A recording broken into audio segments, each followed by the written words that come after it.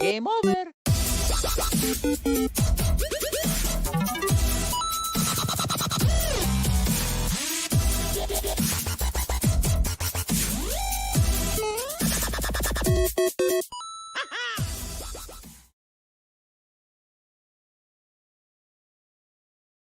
What is up? Welcome back. It is Friday night. You are here on the Average Boys Podcast. It's your boy Crispy. I'm here with my boy Brian D. Brian, what is up, my dude? Oh, Brian. Oh, wait. Did you not Unmute. Unmute. Oh, man. It's like StreamYard's always doing this shit to I me. definitely remember my first time, streaming and all that stuff. So I mean, This always being the issue. I can definitely understand that happening. But no, You know what it is? The first intro Please tell video me. that we pop off for the warm-up does not have a mute. So if I don't mute us, they can hear us like telling each other off in the background, like we always do. Trigger's not a fan either, bro. always do. He's not a fan either. And you know what, Trigger? I'm right on board with you, bro. Like I don't appreciate it. They're gonna if I don't mute us, they're gonna hear us saying we don't like Marvel, we don't like comics, we don't like anything. We're not really nerds. We don't know anything about this stuff. They're gonna hear the truth about us and shit. What's going on, my dude? How's it going? Not too much, man. What's going on, man? I mean, listen, over here the weather's changing. I hate it. I want it to be summer forever, but it's getting cold and miserable, and it's been raining for like the past like 3 fucking days. So it's just been miserable. How are you doing this week? Bro, we are in a drought as usual. It's hot as balls as usual, and the weather never changes to anything exciting. You know what? It went like 5 degrees cooler at night. So And right so- now it's like we still can't wear sweaters because you'll sweat your nuts off, dude. But like, everyone's like, oh, spring weather or fall weather.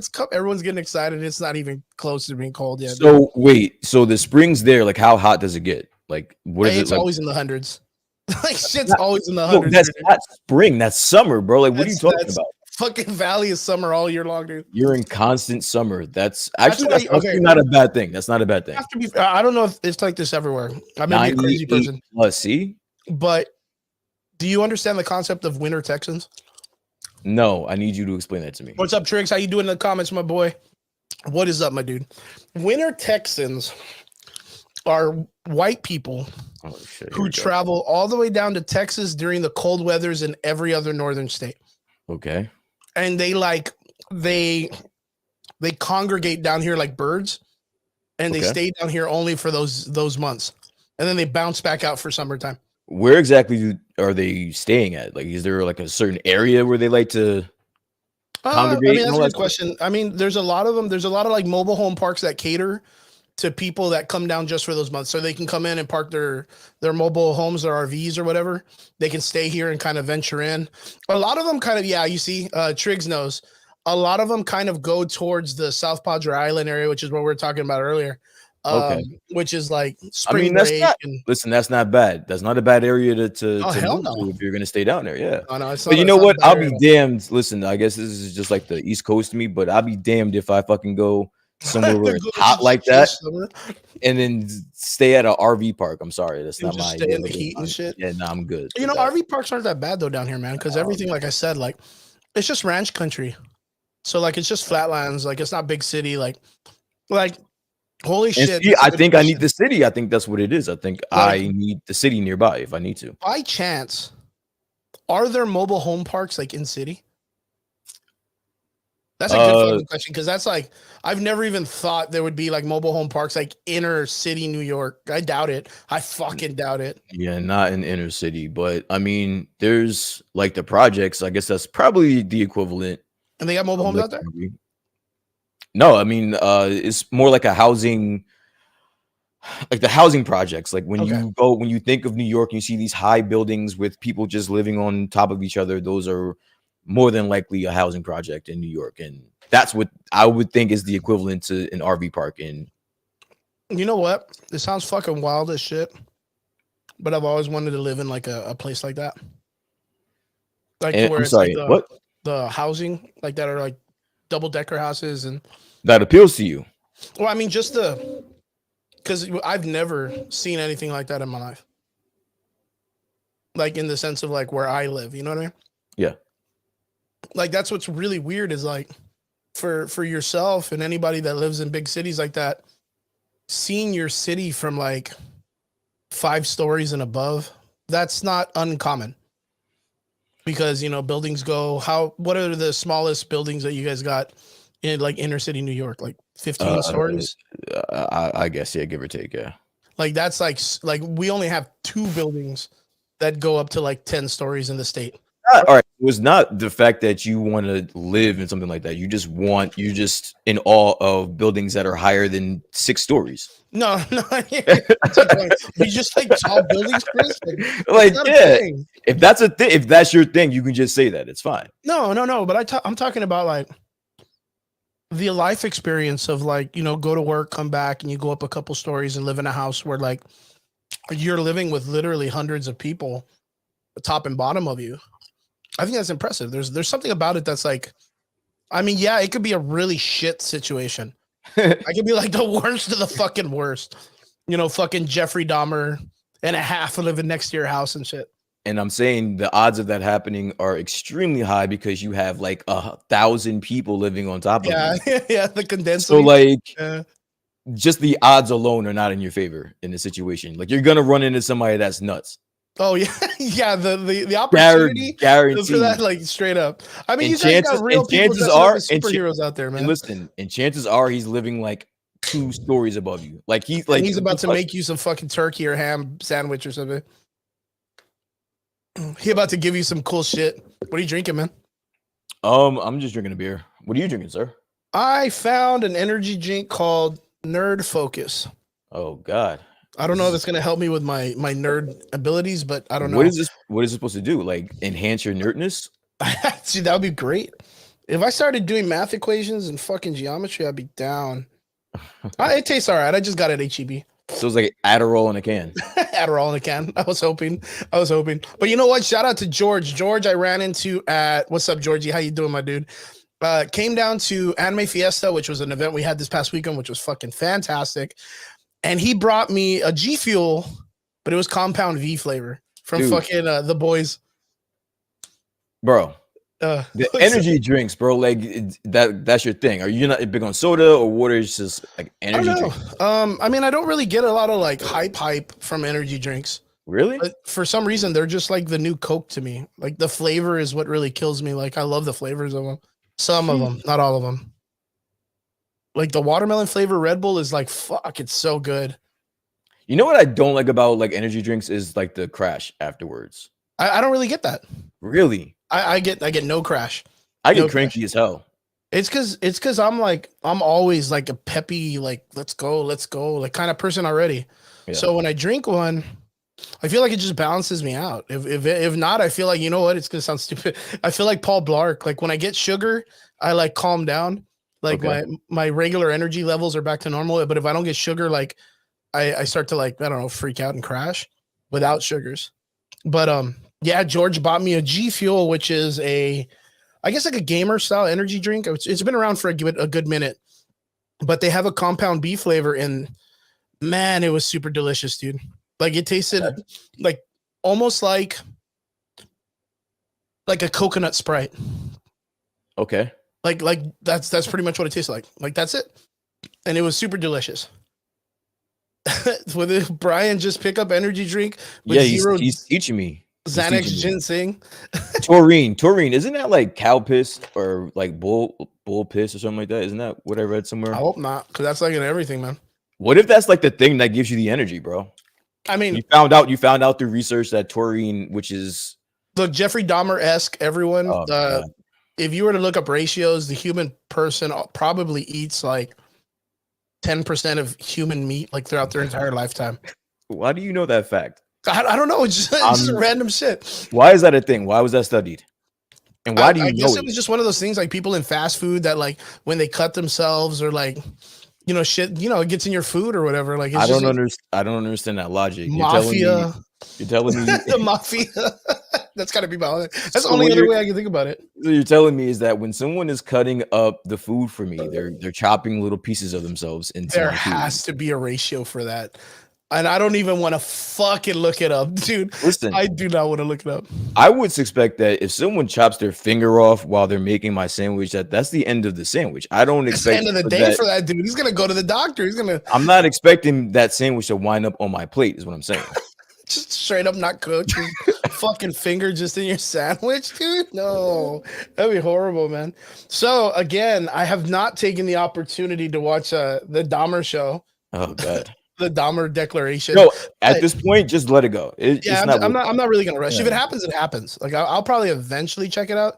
Like I said, my best friend Christella, my roommate, she saw it and she hates scary movies. Yeah. Like she hates the fuck out of scary movies, and she was like, I don't know what people are freaking out about. Like it's not much. And I looked at her and I was like, maybe you're like Jeffrey Dahmer. Maybe. She's gonna kill me. Maybe. But speaking of scary movies, I just went to the movies Tuesday and I saw Smile. Oh, dude, how was it? We were talking about that. Robert, our boy Robert Flores He in the saw it? chat. I don't Yeah, think I he saw remember it. him saying it. He Yo, but said Rob that watches every movie, so it's like I'm sure he saw the shit. he's always on it, man. Yeah. He talked about the advertisement He at liked the it. baseball game. The Okay. chick that was there for like 3 hours in the crowd just smiling and standing up. Oh yeah, I do remember him posting that. Yeah, So that's honestly, the it was movie- it was better. It was better than I had expected it to be. To be Really? honest with you. Yeah.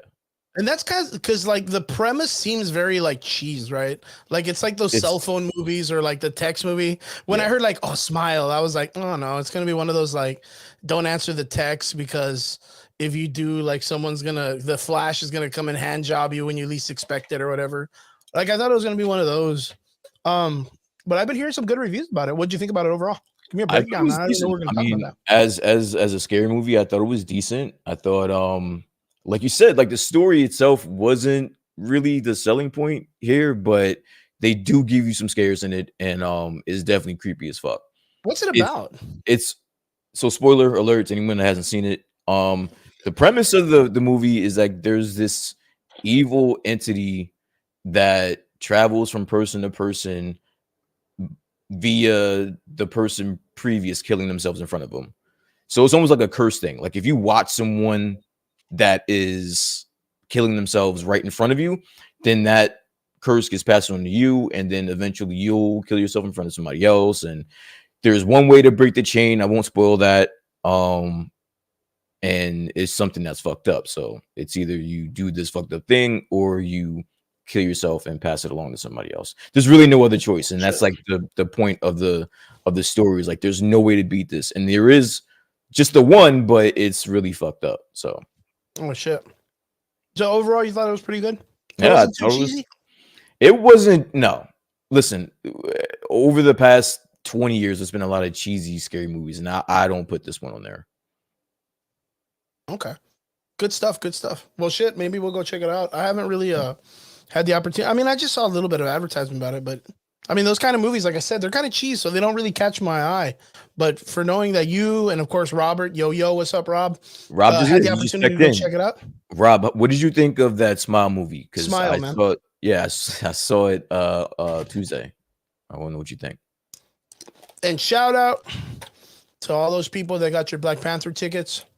I have not. I got mine. Yo, dude, you gotta get. What are you doing? I have to get it. Come to get it. We're gonna be checking out. I mean, we can drop it right now if you want. I wanted to see the new drop, the trailer. Oh, the trailer that came out, right? It came out 4 days ago. We got another official trailer for Black Panther 2. Hey, there you go. Robert says Smile is a fucking freak, and I gave it an 8. That's pretty good. An 8's a pretty solid number, though, man. Pretty solid number. Of course, we're going to be talking about Andor. I'll give my opinion on that, and then of course, Brian, what do you feel about Andor, man? Did you see this episode? I've been seeing a lot of people say that it's slow. I honestly, I like it. Yeah. I like it. I like it for the. We'll get into it, but I like it. Yeah, for we'll a few definitely get reasons. into it. Yeah. And then of course we got the new episode of SheHulk just dropped out. Pretty cool, fun little episode. We'll be talking about that for sure. And the last thing we'll probably be talking about today is probably the one thing that everyone should be talking about right now is Werewolf by Night. But for now, I'm really excited. I wanted to check this out with you guys. I haven't had the opportunity to see it.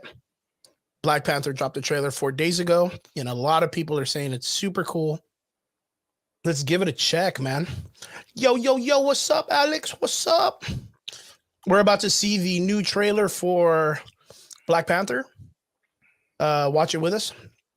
Let's check it out. Tell me if you guys can hear the sound. Okay, I'm gonna unmute this and get it loud. I'm excited, dude. They always do such amazing jobs at this shit. Can you hear it? Yeah. Can you hear me? Yeah. So it's already starting off on like a somber note. Like that's like a theme here.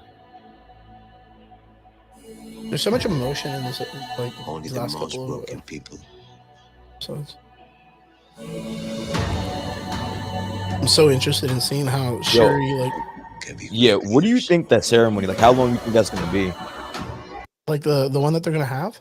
Yeah. Like, how long do you think they're gonna like celebrate basically Chadwick and Black Panther? I have a really interesting feeling like that's gonna be the very, very beginning of the movie, and that's how the movie's gonna be starting, like at the ceremony, and So then they it's gonna don't- go into the scene later where they're like, kind of like staring off into the sea, because they're gonna be like, what do we do now? And the mom's gonna be telling her, well, we need someone to run this place. Like that's you. Yo, You know? no bullshit. I've been hearing that Angela Bassett is gonna be like a badass in this movie, dude. Oh, dude, it's okay. So like I thought she was a badass in the first movie, but like she does an amazing job in everything she does. And her last movie, in the Black Panther, she got some fucking good playtime, man, to really go out there and show that as almost like she was stepping up into the role, because not only was T'Challa in the process of mourning his father and his sister too, but the mother had to step up as a queen to run that nation. You know what I mean? And it's no joke that I think they're going to run the way they're going to establish this is kind of like the way they did with the girls, the ladies in 300, where like the men are strong because the women are just as strong. You know what I mean? Yeah, I mean, of course, I think women are going to be just centric in this movie. They're going to be centric. I mean, throughout this entire phase, it's been that way. And there's been some up and downs on it. There's been some hit or misses, but I really think this is going to be a fucking hit. Let's keep on continuing. Sorry about that. Look at this fucking dude. Get this dude. I want to He's get your ready to- take on him ready to because descend. you were hating on this guy so hard, bro. I like, was. And what- you know what? And what do you I'm think one of those now? people And what do you think now? You're walking it back? I'm more excited with the imagery, but I mean, we'll have to wait and see. The thing is I'm still liking that they kept the feathers, that he can fly and all that other stuff. But the thing is his power source, like the way he's strong, dude, this guy like goes toe to toe with the Hulk. Like he's like punch quality, the Hulk. Like he's strong. Play it because it seems like he can. Let's go. Seems Ready? that way. That's dope. I always like the gold, like just the gold imagery of everything looks so awesome. His people do not call him general or king. They Dude, call M'Baku's him gonna get And like, I'm glad like they know of him. this They Winston. know Yeah. who he is. Yeah, he's almost like a legend or something. Look at that. That is so cool, dude. That is so cool. War. So if he dies, it's eternal war, bro. So what do you do when the guy you're not supposed to kill?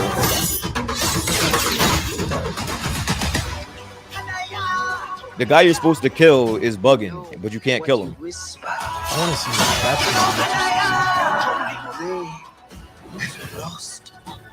Oh, that was Ironheart, wasn't it?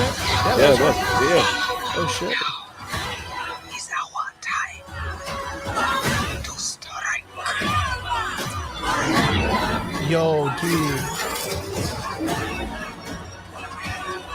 What if they kill the mom in the attack? And that's I'll fucking go back to that. Wow, dude, I didn't even think of that. There's the money part. Yeah, dude. Oh, dope, dude. Look at that fucking outfit. What do you think? Oh, I love the gold trim. I'm not even gonna lie. And then knowing that it's Shuri in there, like, that's fucking. Because she's the one. Like, she is the fucking one. Look, dude. Like, hold on. Let me see what I can find that shit. There's a scene. Like, These people do not call him general. I think in this part, We know like, I think the whole thing is like the mom's gonna get killed, and there's not like a king nor a queen that's in charge, the protector. and someone has to be a leader, and I think that's when Sherry steps up. That part.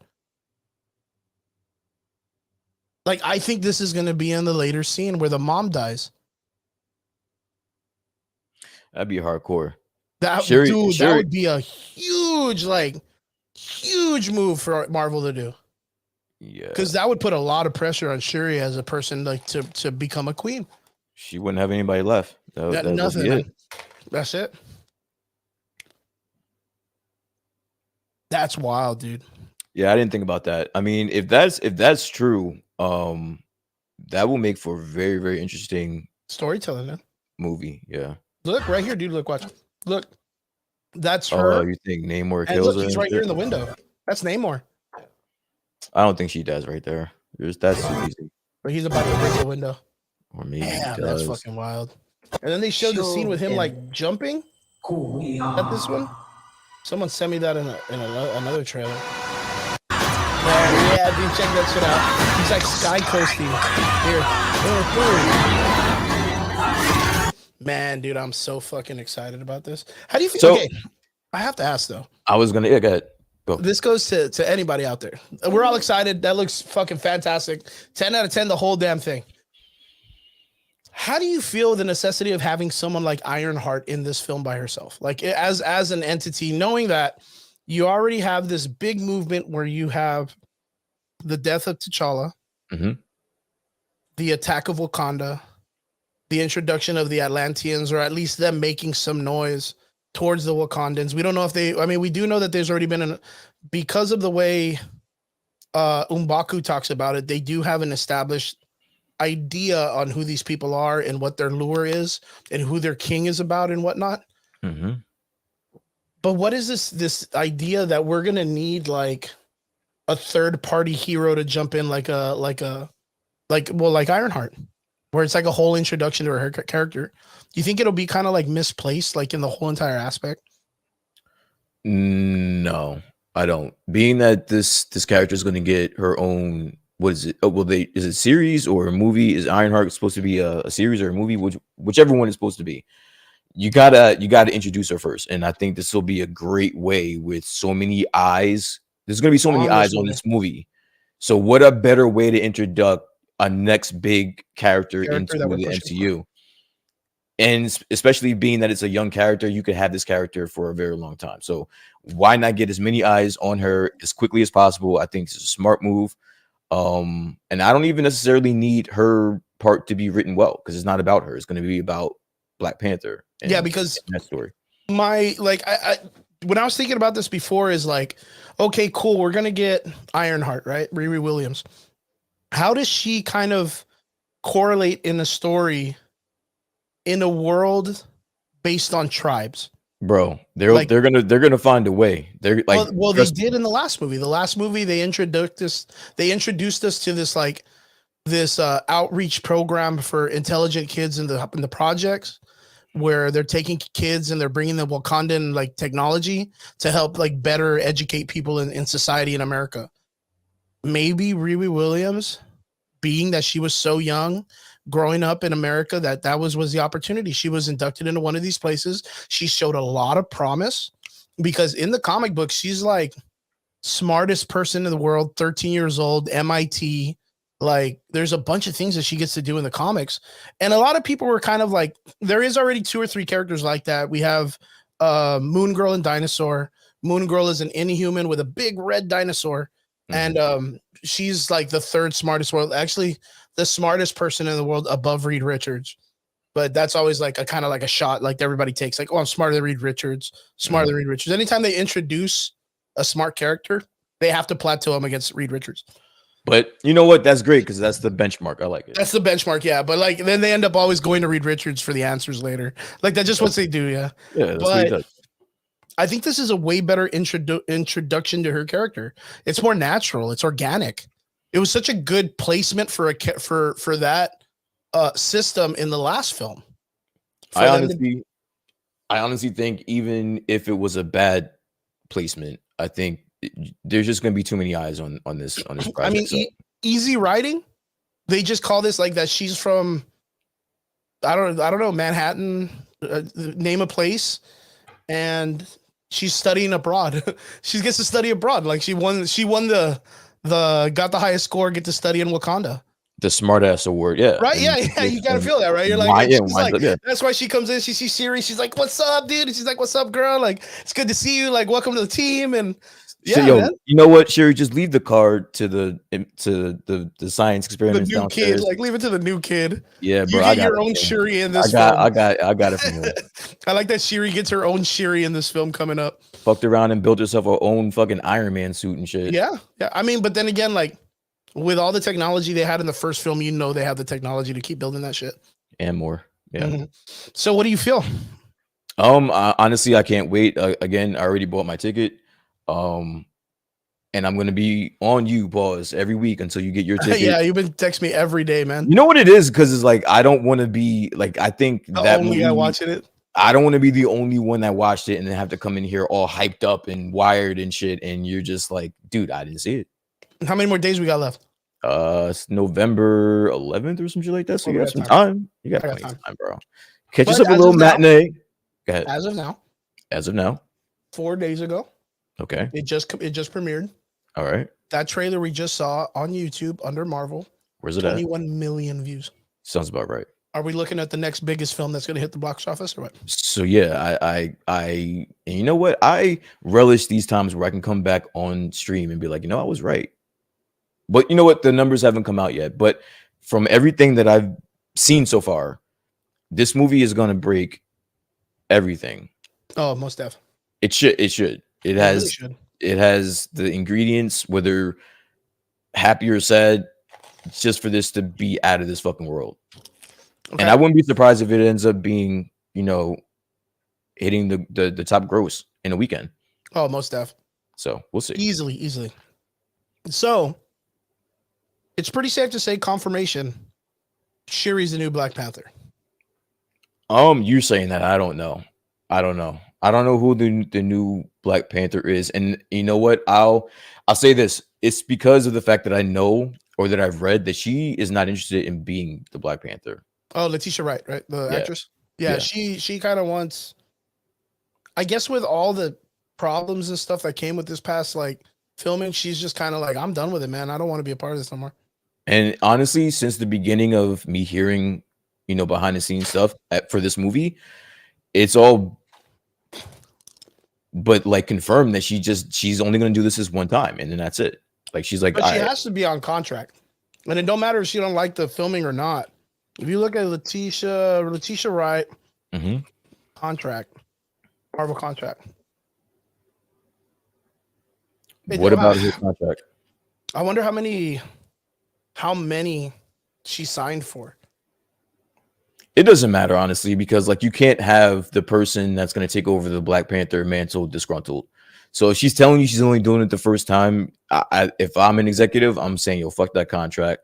We're only going to like, this is going to be, well, I'm not saying you got to fire her. I'm just saying she's just not going to be the Black Panther anymore. We'll write around it. We'll make her the Black Panther. I mean, even in the comic books, like she becomes a Black Panther and then later on T'Challa comes back from Necropolis, which is the land of the dead. And then that's how he becomes the king of the dead. They call him the king of the dead. So like there is a story based on that concept where Black Panther T'Challa dies and then comes back to life. And in that time is when Shuri takes the mantle. But if I'm not mistaken, in that concept too, Shuri dies in combat. Okay. And then he comes back and, does all that good stuff and whatnot. And we do know possibly for sure that Disney is not just going to leave this character as is. They're probably going to end up doing another person as T'Challa to come back. Right? I guess. I mean, that's going to the conversation on, recast T'Challa and all that stuff. So I don't know what the answer is there, dude. Like, it's just, it's just a really touchy subject. It came by surprise, and a lot of people are still, even to this day, still trying to process it. And it's like, I don't know. I see both sides of the story. So how do you feel if what's up, Ham? What's up? Who else is here? Myers and my homie Elizabeth. What's up? What's up? Yo. What is it? How do you feel about Lupita, the girl that was the love interest of T'Challa in the first movie, becoming Shuri, or becoming Black Panther? I can see that too. Because she was like a soldier, like out there in the field. Like I know that you like Okoye would be another upcomer. I would honestly rather see Okoye as Black Panther, but honestly, I think we may get multiple. I don't know. I don't know what's happening.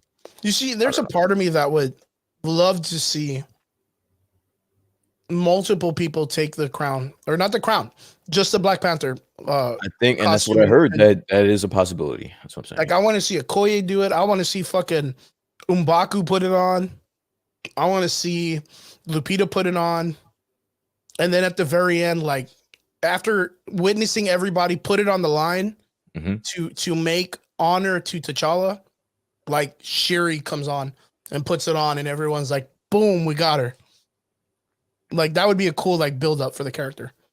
I think that's I do agree, but I also would like to see M'Baku as Black Panther as well. So yeah, that's me. I don't know. Yeah, he's a beast, man. Yeah, I hope they kind of like the guy that plays him, Winston, or what's his name? Winston something. Winston Duke or something. Yeah, Winston Duke. Yeah. He's a big motherfucker, man. Like linebacker big. So like to see him stand in front of, I guess, the actor that'll be playing Namor, that's gonna be like a Hulk moment. You know what? That just reminded me, and I don't mean to cut you off, but I don't remember you finishing your thoughts on Namor. Now that you've had some time to see what they were going to do with them, and I mean, it's good. I mean, all I want is my biggest concern was they went and took the Mexican culture and threw it at something they had never thrown it at.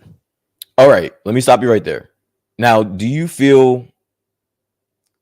Let me just ask you this question: do you feel safe with Disney having that culture in their hands and making the movies surrounding that? Did you have faith in that? No. Okay, why? I'll be honest. Why? I don't have faith because it's just like first off our culture, but then again it correlates because it goes long and wide if you think South America, right? Okay. Like Central and South. I'm following. Our culture isn't very much connected that well to the ocean. Water, yes, the ocean, no. And anybody out there, any Hispanics out there can tell me if you disagree or agree or not, but I have never once established ourselves in the sense of us being an ocean type people. Like we're not explorers in that way. That was more Spaniards. We're not like known too well as fishermen. We're not really associated with that. Hunters and gatherers, tribal people, people in the Amazons. I would agree with that. But it's just something I'd never. I guarantee I probably wasn't the only person of a Latino culture that when we saw that they were picking a Mexican guy from Mexico to be Namor, the King of the Sea, I wasn't the only guy that was like, "What the fuck? That doesn't make no sense." Like, but Okay. it's okay. I mean, all right. Listen, I get that, but let me ask you a question. Did you like Black Panther? Yeah. Do you think that it was universally accepted and won people over? And what do you mean? In anything, because they broke all records as well. They're on like the top 10 grossing already. So it's like, do you think it was a failure? Do you think people thought this movie sucks? No, I didn't think it was a failure. It proved it wasn't a failure. Okay. So where I'm going with this is Disney, if given the opportunity, they can do some cultures correctly. Well, and we have, and we do have, just let me finish. And we do have something to use as a bar, and that's Black Panther. And they did really well with that. They got the right people in place to make the right moves and make the right calls, and it came out beautifully. So when I'm hearing that they're gonna their take on the Aztec culture and the Aztec history and incorporate it in the MCU, I'm like, why can't that work? I'm not saying it can't work. But because the thing from is, the is at the ocean, same time, the way the Black Panther, movie and film was correlated and taken care of, is they went almost directly from the source material. They didn't change anything. okay. What from Black Panther the movie changed from Black Panther the comic book? I mean, all right, I see where you're going with this, but what are they changing about this story as opposed to just his Just his origin background, just his origin? I mean, yeah, just his origin. That's the only part that I was kind of like, oh man, this might be a little weird. And it's just because of the fact that it's, Nah. All right, listen, I'm tired of you glossing. You were hard on this shit. You were like, Yeah, bro, dude, no fucking way. I'm not gonna watch this. Da, da, da, da, da. I didn't say I was gonna And- watch it. Hell no, I Oh, was you not didn't say you gonna were watch gonna it. watch it, but Hell you were no, I'm like, not gonna say that. I'm gonna watch the shit out of this. but you were going hard on it though, right? I was. Yeah, you Yeah, were. no, I'm not gonna lie. I'm not gonna backpedal. Yeah. I assumed that a person that would be chosen for Namor would be an Islander, Pacificer, or something like that. And what do you Because feel of now? the fact that the What do you feel character in now? the comic books associates more to the agents of Atlantis, the agents like the Asian characters in the comics. I get it. So that What was do the you- thing. What do you, Eric? Okay, and how do you feel now? I mean, from what I've seen in the trailers, Yeah. it looks interesting.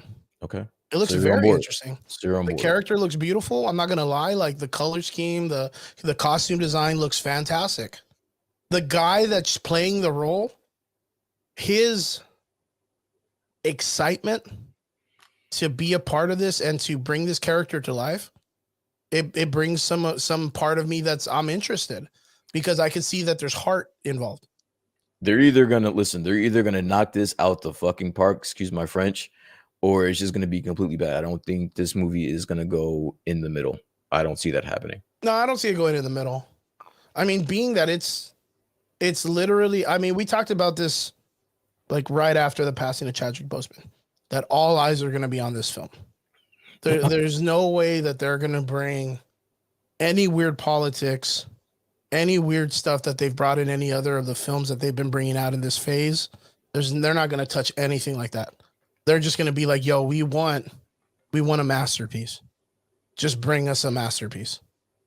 Like, you take the reins, Ryan Coogler, and you do it. You do what you need to do. Like, thinking about it, it would be extremely hard for you to fuck this up. Yeah, that's why. I mean, it would be really fucking hard to mess this up. I guarantee. You can literally put out a piece of crap movie, and this movie is gonna make a lot of fucking money. I'm telling you, man. Like, there's little to no room to make mistake right now. That's wild. And then not only that, like, it's going up. Like, literally, people are going to compare it to everything else that came out in Phase 4.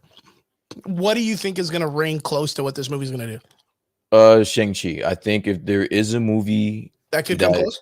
that somebody could have an argument for Shang-Chi. as the best movie of Phase 4, somebody who could use Shang-Chi as a defense. And honestly, I may agree after watching this movie. You So I really don't know. like Shang-Chi, man. I really like Shang-Chi. I Yeah. can't be the only one. That movie was dope. No. Like, there's a lot of people like it. I like Yeah, the they did an energy of amazing those job. type of movies. Yeah. Like, for what it's worth, I still think that that's like the standing pinnacle of Phase 4. Like, my So far. opinion. Yeah, so far, Shang-Chi. But it beat out Doctor Strange too, which to me is like, that's fucking and wild. honestly, some people may argue that as well. I mean, For Doctor Strange 2? yeah, That's wild. a lot of people like that movie. Yeah. No, I agree. But I can't be the only person that feels watching this trailer, watching the first trailer that they released that made people cry, that the entire theme of this film is a million times different from what Marvel has been allowing to be put out in films. So you know what? I kind of wanted to touch on the seriousness of this. So I remember you not liking, safe to say, Thor: Love and Thunder, right? And That's so that's a good analysis. it's a good way to say it, Good right? analysis. Because and one of your biggest complaints is that it was not serious. It was Yeah. like you're getting tired of the funniness of the MCU No, these no, days. I mean, And I now wouldn't listen, say you're not. getting this is honestly, I think this is gonna be as serious as Oh yeah, they've ever done, thus far in the MCU. yeah. This So is gonna be something, you'll man. you'll get There's your gonna be a you'll lot of get your emotion. wish. You can feel it, like right in the trailer. That it's like a love letter, man. Yeah. It really is. I'm really excited. Let's go back and read some of these comments. Hey, George says he can see my reasoning. Nice.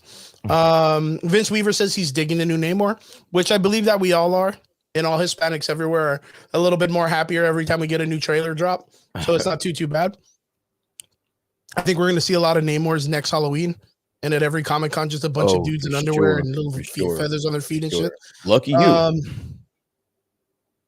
And then, okay, so Sal says because of part of the Aztec history, what part does it have to do with the ocean? So again, it just goes off of the idea of what I was talking about, which is understandable. It's understandable.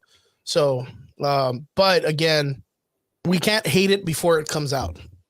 We have to give it the opportunity to try, and I just want to give it a chance. I just want to keep it a chance. Myers says, Chalice Otequa, whose name means she of the jade skirt, is the Aztec goddess of water as it collects on the earth, such as the rivers and the oceans. And so was considered some knowledge. Some knowledge. That's fine. My boy Myers came through with the knowledge. Has a water god. Yeah, fucking Moses split the sea, man. I like that. Was one of the most important deities of the protectors of childbirth and newborns. That's understandable. I mean, every culture has an ocean god. All right, so maybe this is the god. Maybe this is where it's coming from. Maybe. I mean, we really just haven't had the opportunity to see what they're going to do to expand on it, which really excited to see. Vince Weaver asks, "Do you think Killmonger will make a cameo in the movie?" I would like so. I would like to think so. It's too big of a movie, and it's too big of a love letter to not bring in almost every character that was in the first film to at least give some type of nod to the passing of Chadwick Boseman. Yeah, and then so I think it's too big. Not only that, but I know Michael B. Jordan and Chadwick Boseman were close, so we're very close. I would like to see him in this movie somehow, some way. I don't know how you do it, but yeah. Robert then says Chris's favorite movie, which is probably when you mentioned Thor: Love and Thunder. Yeah, man. Lemon, what's up? Lemon says, "You guys watch Hocus Pocus 2?" He says it sucked. Did it really? Oh man. Well, I mean, cool for those actresses to come back and at least reprise the role. I think being an actor and doing a film more than 10 years ago, and then someone coming back and being like, "Hey, remember that movie we did like way back in the 90s? Well, we're gonna do a part 2 now." Have you watched this? Have you watched it? No, I haven't seen it. I haven't seen it either, so I can't really comment. Anybody in the comments? Let us know what you think about Hocus Pocus 2. Is it worth the watch or not? Sucked. Yeah, I want to know if it's worth the watch. But you know what? That just reminded me. I saw a really interesting trailer. What's that? 9 months ago on Stephen Colbert, Keanu Reeves was asked if there was any character that you would like to reprise a role to, what would it be? And he was, and he said, knowing that they'll probably ask you to come back after this interview. And Keanu Reeves was like, "Oh man, or they don't call us back." He's like, "Because sometimes that happens." And Stephen Colbert was like, "No, they probably will because you're Keanu Reeves. Like, who wouldn't want to work with you again?"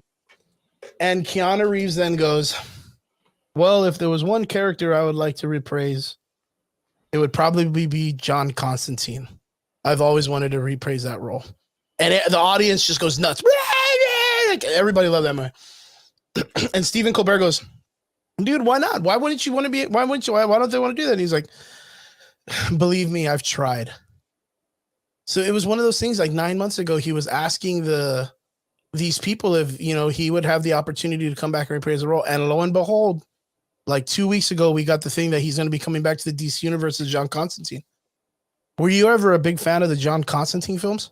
I liked the first one. And that was just strictly because I'm a Keanu Reeves fan. Like I don't know too many movies I don't fuck with him in it. Yeah, so far that's been the only live action. Then there's been there's been TV series. Yeah. And then 2 animated films, I want to say. Yeah. which I'll But probably. but to be honest with you, I don't even know if I'm just really a fan of the character or like the lore. I'm just really not too big into it. I'll watch the Keanu movie, Reeves though. but being that it's Keanu Reeves, I have to see it. It's He like, did an amazing job in the first movie. yeah, he did. He made that. He literally made that character. Just that like was Blade like did. Just like Wesley Snipes did the Blade, like Constantine. Now was that's done the by him era, like that era of Keanu Reeves was when he was like at his peak. at his peak, dude. Yeah, I Like love that, that man. was like that's and I loved the maturation after that too. Like I was not looking forward to seeing John Wick. And then I saw it, I'm like, oh shit, like That was good. Yeah, you're like, oh fuck, like that that was was pretty everything my decent, man parts needed to see in a movie. pretty much. Yeah, that was pretty much me too. I didn't get to see the third movie though. You didn't see the third John Wick? I didn't see the third John Wick movie. Oh man. Is it good? They're all really fucking good. Like I gotta watch it. trying to rank the John Wicks is kind of hard if you think about it. But you have to see the third one to make. Dude, you know what I really dug about the John Wick films is Isn't there a fourth one too, right? like, is there a fourth one? Or this is gonna be the fourth one? I don't know. I I've like seen the them fact all. that They're all Keanu fucking Reeves badass. like knew the meta and was like, hey, you know what? I'm gonna bring back all the people I've worked with.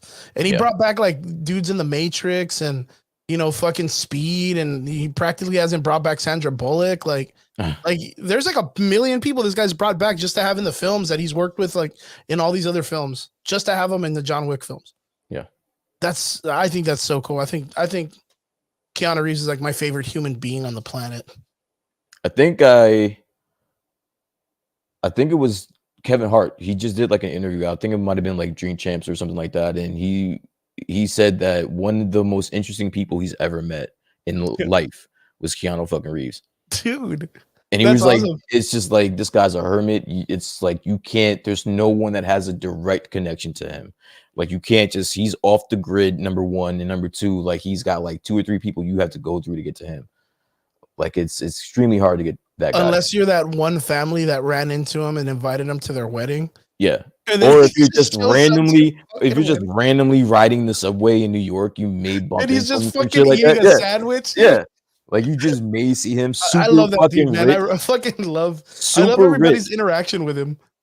Like, I think his interactions are probably the best, where they run into him and they're like, "You're Keanu Reeves," and he's like, "Yeah, I am." Like, "Hey, Yeah. what's up?" Like, Yeah. "You want me to take a photo?" Like, he offers the photo to them first. Like, they don't even have to ask.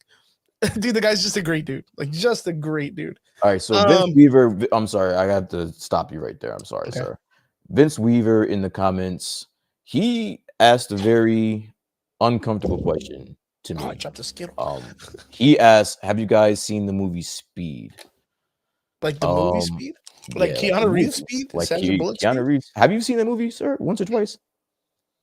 That was like a whole ass time of life where you couldn't go to the movies without hitting someone Seeing- that like seen Keanu Reeves like in a movie. Like, yeah, like that was like all of our moms like in our generation loved Keanu Reeves. Dude, that He was was the a time. heartthrob, I just said that was the era of Keanu Reeves. That was the shit, bro. Like, Speed was my shit. I've watched that movie so many times. It's ridiculous. That's the equivalent to me saying, "Did you ever watch Bad Boys?" Yeah, pretty much. Yeah, Yeah, you know what I mean? Like those are movies you just never didn't watch. it's just like more of a, well, how many times have you seen it type of thing. Yeah. You ever see Die Hard? You ever see fucking what is it? That fucking movie The Rock? You ever see fucking Con Air? Those are all those movies at that time. I would be surprised if anyone has never seen Speed. Yeah. It's a good movie. What else we got? Robert says it's good. Nothing beats the first one. Now we got a bunch of people that the devil's coming up for because they catch spells or some shit. Christians. Are you talking about the Keanu Reeves movie? Jeez, it's horrible. Okay, that was the other rumor. So apparently Keanu Reeves wanted to play Ghost Rider. Okay. What do you think about him playing Ghost Rider? You think he's kind of like a little bit too old? 1000%. I would rather see him as Ghost Rider than any of the rumors of him coming in as. What about Nicolas Cage? Nah, dude. He's already aged out, right? My days of seeing Nicolas Cage as Ghost Rider are long gone. I'm sorry. You know, there's a part of me that thinks like whenever I see Keanu Reeves, like he's a little aged out of being like a mainstream superhero. Keanu Reeves? Yeah. You think he's too old? I think he's gotten to that age where he's like he's not like that Iron Man age or that Captain America age. Hmm. I kind of feel like he's just like maybe like 5 years, like almost like Wolverine, almost like Hugh Jackman. Like, he's on the cusp of not being Wolverine anymore. I mean, but it's Ghost Rider, so it's like it's gonna be a lot of CGI. So a lot But of the he plays action, like this, like they're like a Johnny Knoxville. Like he plays like he's a daredevil in real life, like a guy that's always riding motorcycles and doing crazy shit. I don't know. I mean, I dare you to put someone else on the table that's gonna change my mind. I'm sorry. Yeah, that's gonna be pretty rough. I don't think anybody right now off the top of my head could do a good Ghost Rider.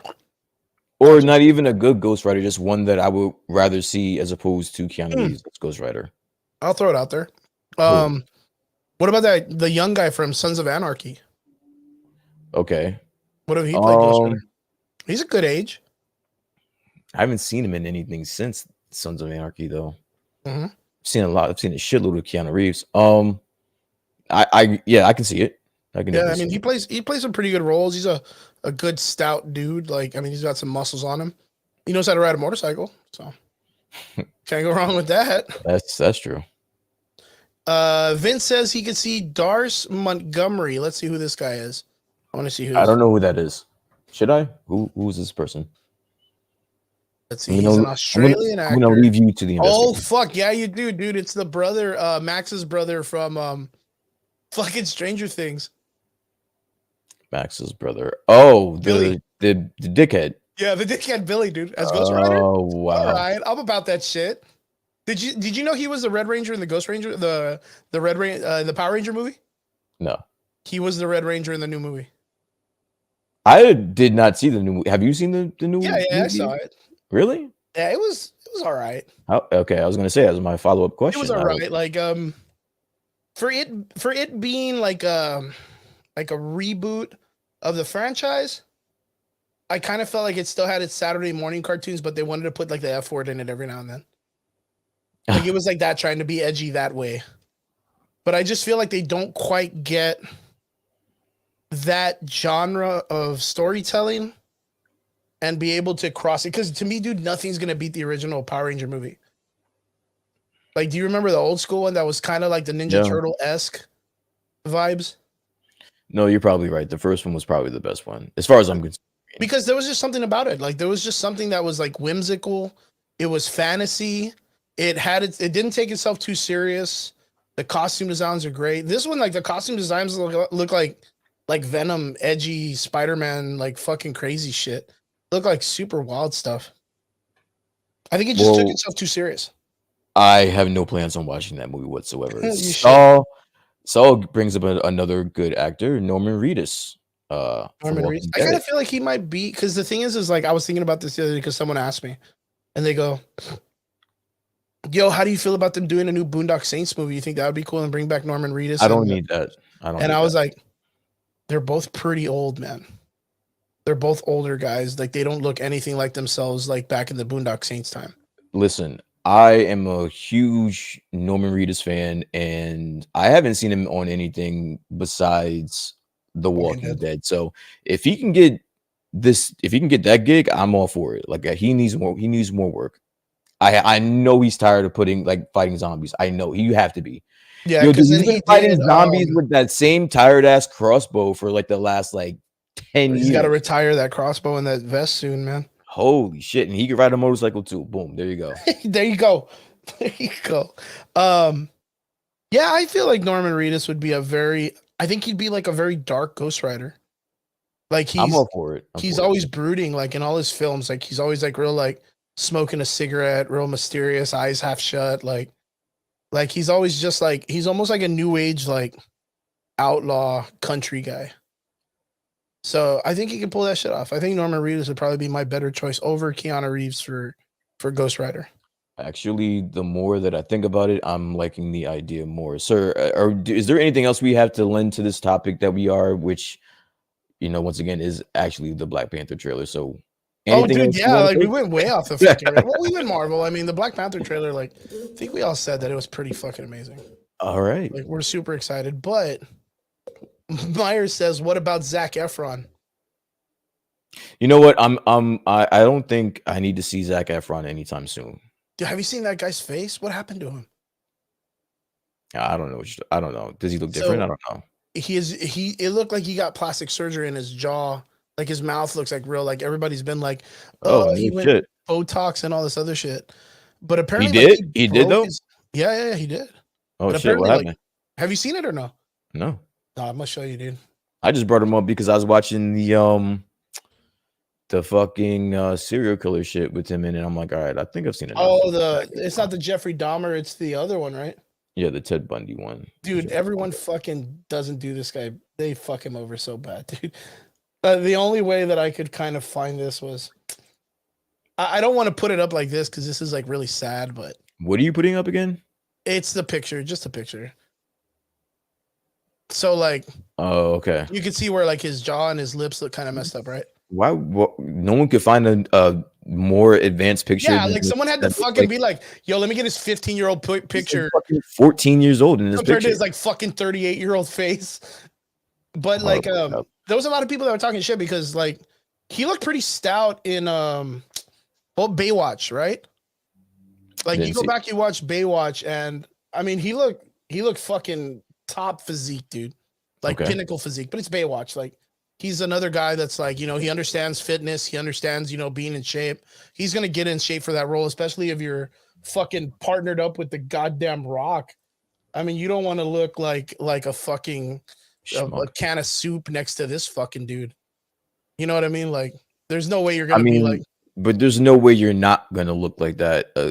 Like standing next to him. Like But, like, that's a no-win. That's a no-win situation there. But as you can see, like where his jawline is, Yeah. like you can see where he has like the cleft, right? Like that line in the middle.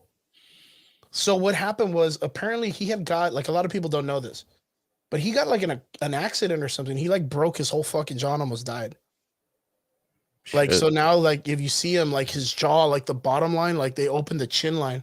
a And little so bit what wider. people are griefing him for it? Like Yeah, they're fucking, a bunch of people have been talking shit for like a week and a half, dude. You haven't heard about it? no. Yeah, it was real wild, man. A lot of people talk shit, but like, But yeah, if that's poor a dude. story, all right. So this is my thing, right? So if that's a story and you know about it, why wouldn't people give him a little bit of grace? Like, dude, you fucking broke your face. Go People fix are it. assholes, dude. The internet's a place of just pure assholes. That doesn't make sense to me. No, man. I mean, it's always been like that, man. Like, you know, one moment like to the other. Zac Efron has always been known for his good looks, and then all of a sudden, like, the next picture you see is him with like a Botox Listen, face or whatever. Trust me, dude. I don't think this surgery that he had is gonna stop his ass flow. I don't think so. Oh no, no, this guy's he's set for life, dude. He's set for life, man. The guy is like, you know, High School Musical, the documentary or whatever. Like he's good. He's good. Yo, just think about that. Like a broken face, Zac Efron is still gonna be Getting ladies. getting the ladies way more than the average person. So Yeah. that's how far back we are, fellas. So okay, but the reason why I wanted to bring this up, What's that? you're a big wrestling fan. I am. Tell me this guy doesn't look like fucking Barber the Beefcake or whatever. Brutus the Barber. Brutus the Beefcake. Barber Beefcake. Who are you showing me? Who? Let me see. who Let me see. we Let me talking see if I can find him. Brutus the Barber. Was it him? No, well, there was some No, dude that used to no. fucking. I know who Brutus the Barber Beefcake is. Who looks like him though? Oh, You you're know, saying that wrestler Zac back in the Efron? 80s. Wait, you're saying look like Zac Zac Efron. Zac Efron looks like Dude, and every time I see him now, I always think of that fucking wrestler from back in the day. Yo, 80s. the dude gets in a car accident, almost loses his life. So what I'm hearing, and Brutus the Barber, Right? Out of all people, he ends up looking like Brutus the Jeez, Barber. Louise, what's our next topic? dude, sir? he looked While like you're- this fucking dude. What is dude. our What was next his name? topic, bro? You're talking about. Dude, I'm gonna fucking find him now, dude. I'm gonna fucking Yo, he find just him. jumped It straight was the dude on. with the mustache, dude. Yo, bro, Um, he jumped straight on Zac Efron's head. Ravishing Rick Rude, bro. Do you remember That's my Ravishing guy. Rick Rude? Of course I do, bro. He looks like Ravishing Rick Rude. Jesus Christ. I mean, that is a strong chin. Ravishing Rick Rude definitely has a strong chin. 1000%. Dude, fucking every time I see Zac 1000%. Efron, I see Ravishing Rick Rude now, dude. Look, watch, check it out. Here's this fucking dude. We're going super south. Look, Ravishing Rick Rude. Tell me that doesn't look like the new Zac Efron. I'll bring this shit right up right now, dude. Look. Why are you getting on my boy like this, bro? I just don't understand. Nah, dude, he's solid, man. Fucking sitting there bombing this guy. Look at this dude. And Vince chimes in. I see it. Damn, you guys are just both on my guy's head. Look at this dude, man. Yo, we need a documentary, man. You see it, right? I can see it. You throw a mustache on him, yeah. It's Straight, there. dude. And there's no disrespect. Ravishing Rick Rude was a badass wrestler back in the day. Yo, anytime they make a movie, it's gonna be about this, man. And Zac Efron's got that role. 100%. 100%. So straight up, Black Panther 10 out of 10. Super excited, guys. Make sure you get your tickets. It's gonna be awesome. We ended up going all the way to Zac Efron with that one. That was a throw in the fucking dark with that. That was wild as shit. Here we go. What did anybody else say in the comment section? I think you're doing a special with the OG Power Ranger casting daughter to be in the Yellow Ranger. Oh, that's right. Is it? My brain can't. Do you remember Trini, the Yellow Ranger? Yeah, the original one, right? So she had passed away. Okay. Like she Yeah, had I think I in knew real that. life. That was around, Yeah. if I'm not mistaken, around 9/11 is when she passed away in a car accident. Okay. So it was very close to that situation, right? But they're saying that there's going to be a legacy that they're going to bring in like her daughter Okay. to be the new Yellow Ranger. I'm on board. I'm 1000%. fucking dude. You know what I'm on board for? What's so there's that? a new series that's coming out, and the Blue Ranger, the original one that played Billy, and the original Black Ranger Zach are coming back in this series. Okay. How do you As feel? like mentors or something, or like Yeah. Well, characters. what? They're gonna bring out characters and powers and all that other shit. So I'm excited. How do you feel about like a lot of these nostalgia characters coming back like that, like to like earlier venturing situations? Because we knew that like the Green Ranger guy, like he never left. Like that dude was like forever a Power Ranger. Dude, I'm gonna be honest with you. Like I was really never into the Power Rangers. Really? So like yeah. Like Wow, it was that's cool. It was cool, but I was a little bit older by the time When that time came out. that came around. I think you're like me. Like the first couple of episodes came out is like when I was on the cusp of like being in high school. Yeah, dude. I just Like- found out about fucking music and fucking girls and just all Yeah, types it of was. shit. I know exactly what you're talking about because I was like Power right on the Rangers edge of that, where yeah. like you would see it and be like, "Oh, hey, this is pretty cool." It quickly Man, but if turned anybody into knew I watched something. this shit, they're gonna make fun of me or something. Not even like the only way I was aware of it is because like my little cousins watched the shit and I was babysitting a lot, so I was watching the shit. But other than that, I really didn't have, and I know that's blasphemous, you know, to some people, but Oh, it is, yeah. it's really not my thing. But, Did you ever like I saw the first movie, and saw a then movie then, right? I saw the first movie, and I think I saw the second. There was a second one that I Okay. remember watching, but then after that, I mean, that was it for me. Okay. What do you remember like roughly around the last bit of characters that you saw? Like what was the last series of it or no? I don't even remember, dude. Because I was always like, I knew the first series, right? Yeah. Like where it brought in all the major characters. And then the movie came out and they had some problems with finance and they switched out two of the characters, which was the Yellow Ranger and the Black Ranger and the Okay. Red Ranger. Like it ended up being like a dude named Rocky. They brought in a black girl to play the Yellow Ranger. And of course, the voice actor, John Yun Bosch, that everybody knows of, ended up coming in and being the new Black Ranger. So do you remember that? They had like a whole bunch of new people that came in during the movie. I told you.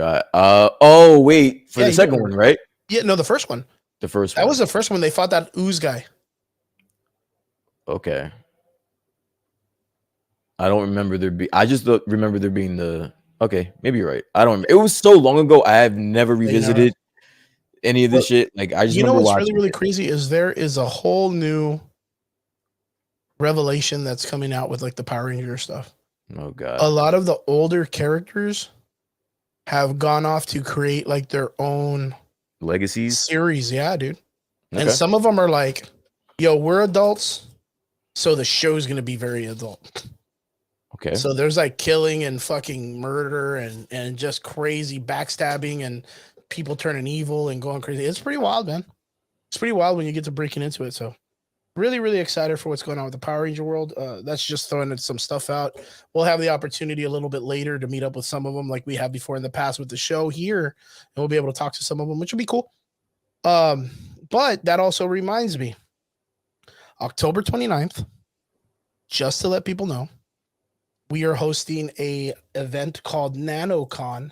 Let me bring this up real quick because I would like to bring you all to it. Go ahead and bring this up real fast. Let me find it.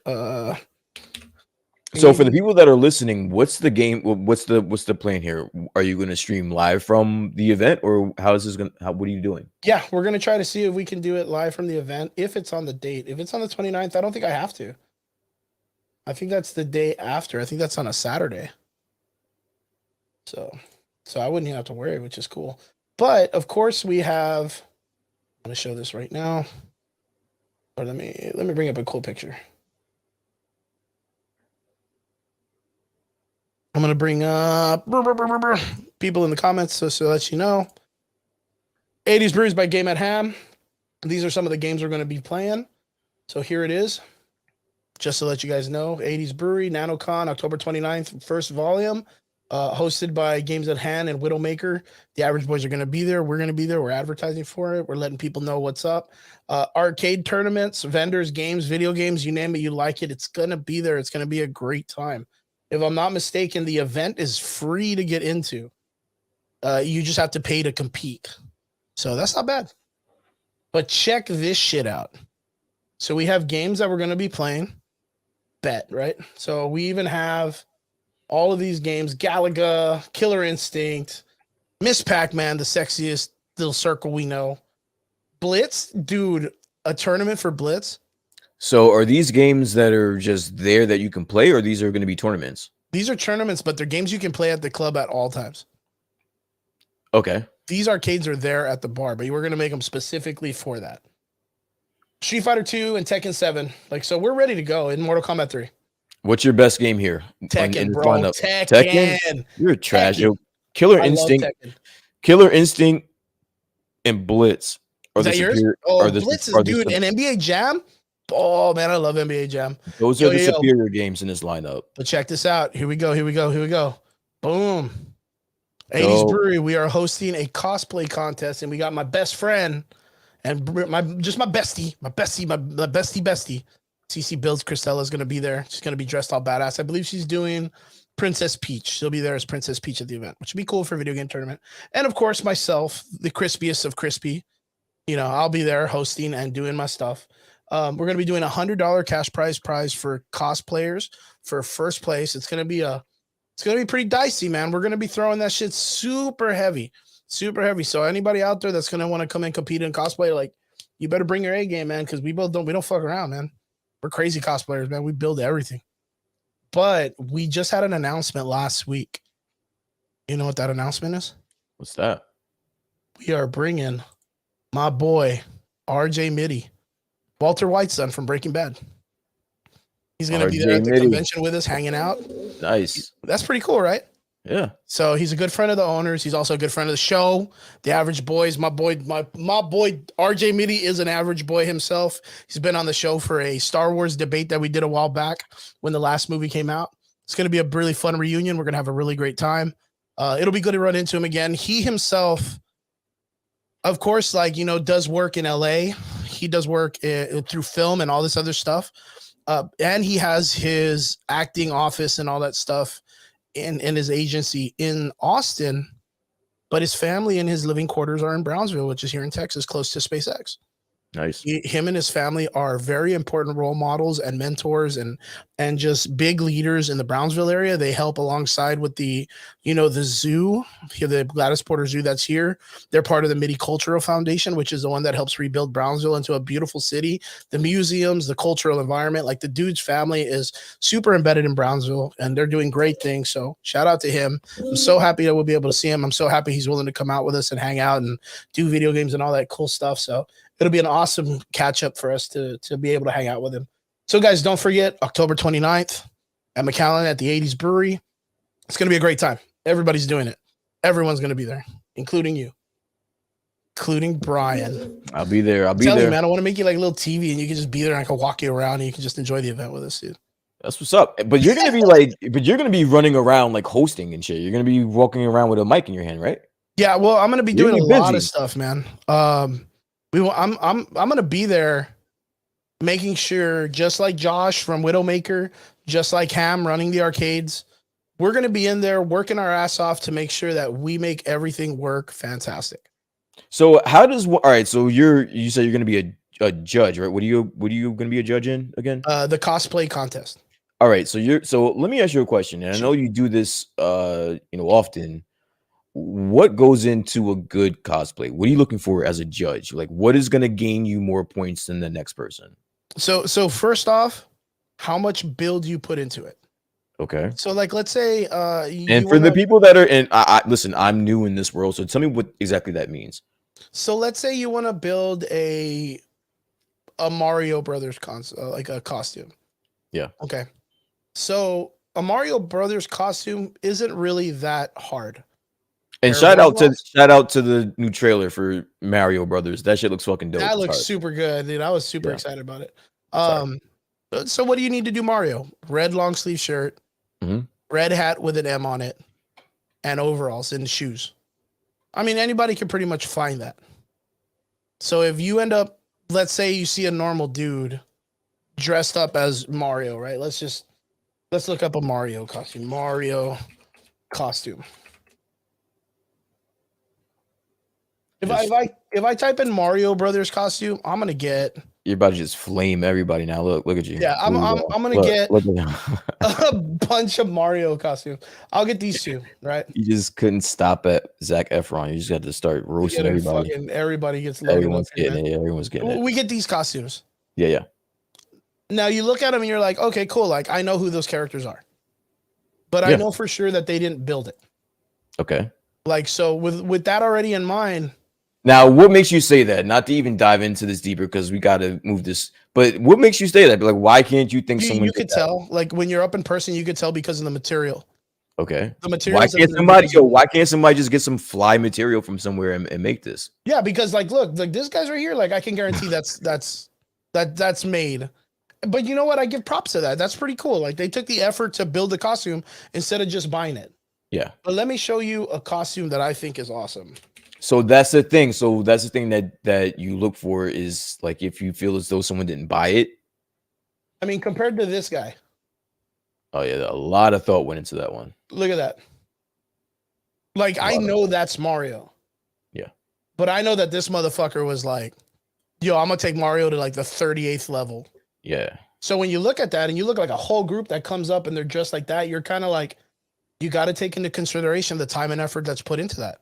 All right. So I guess what I'm asking is when you have people that do put in the time, right? Let's exclude the people that aren't, but the ones that do put in this, like, how do you judge that? Like, how do you judge one from another?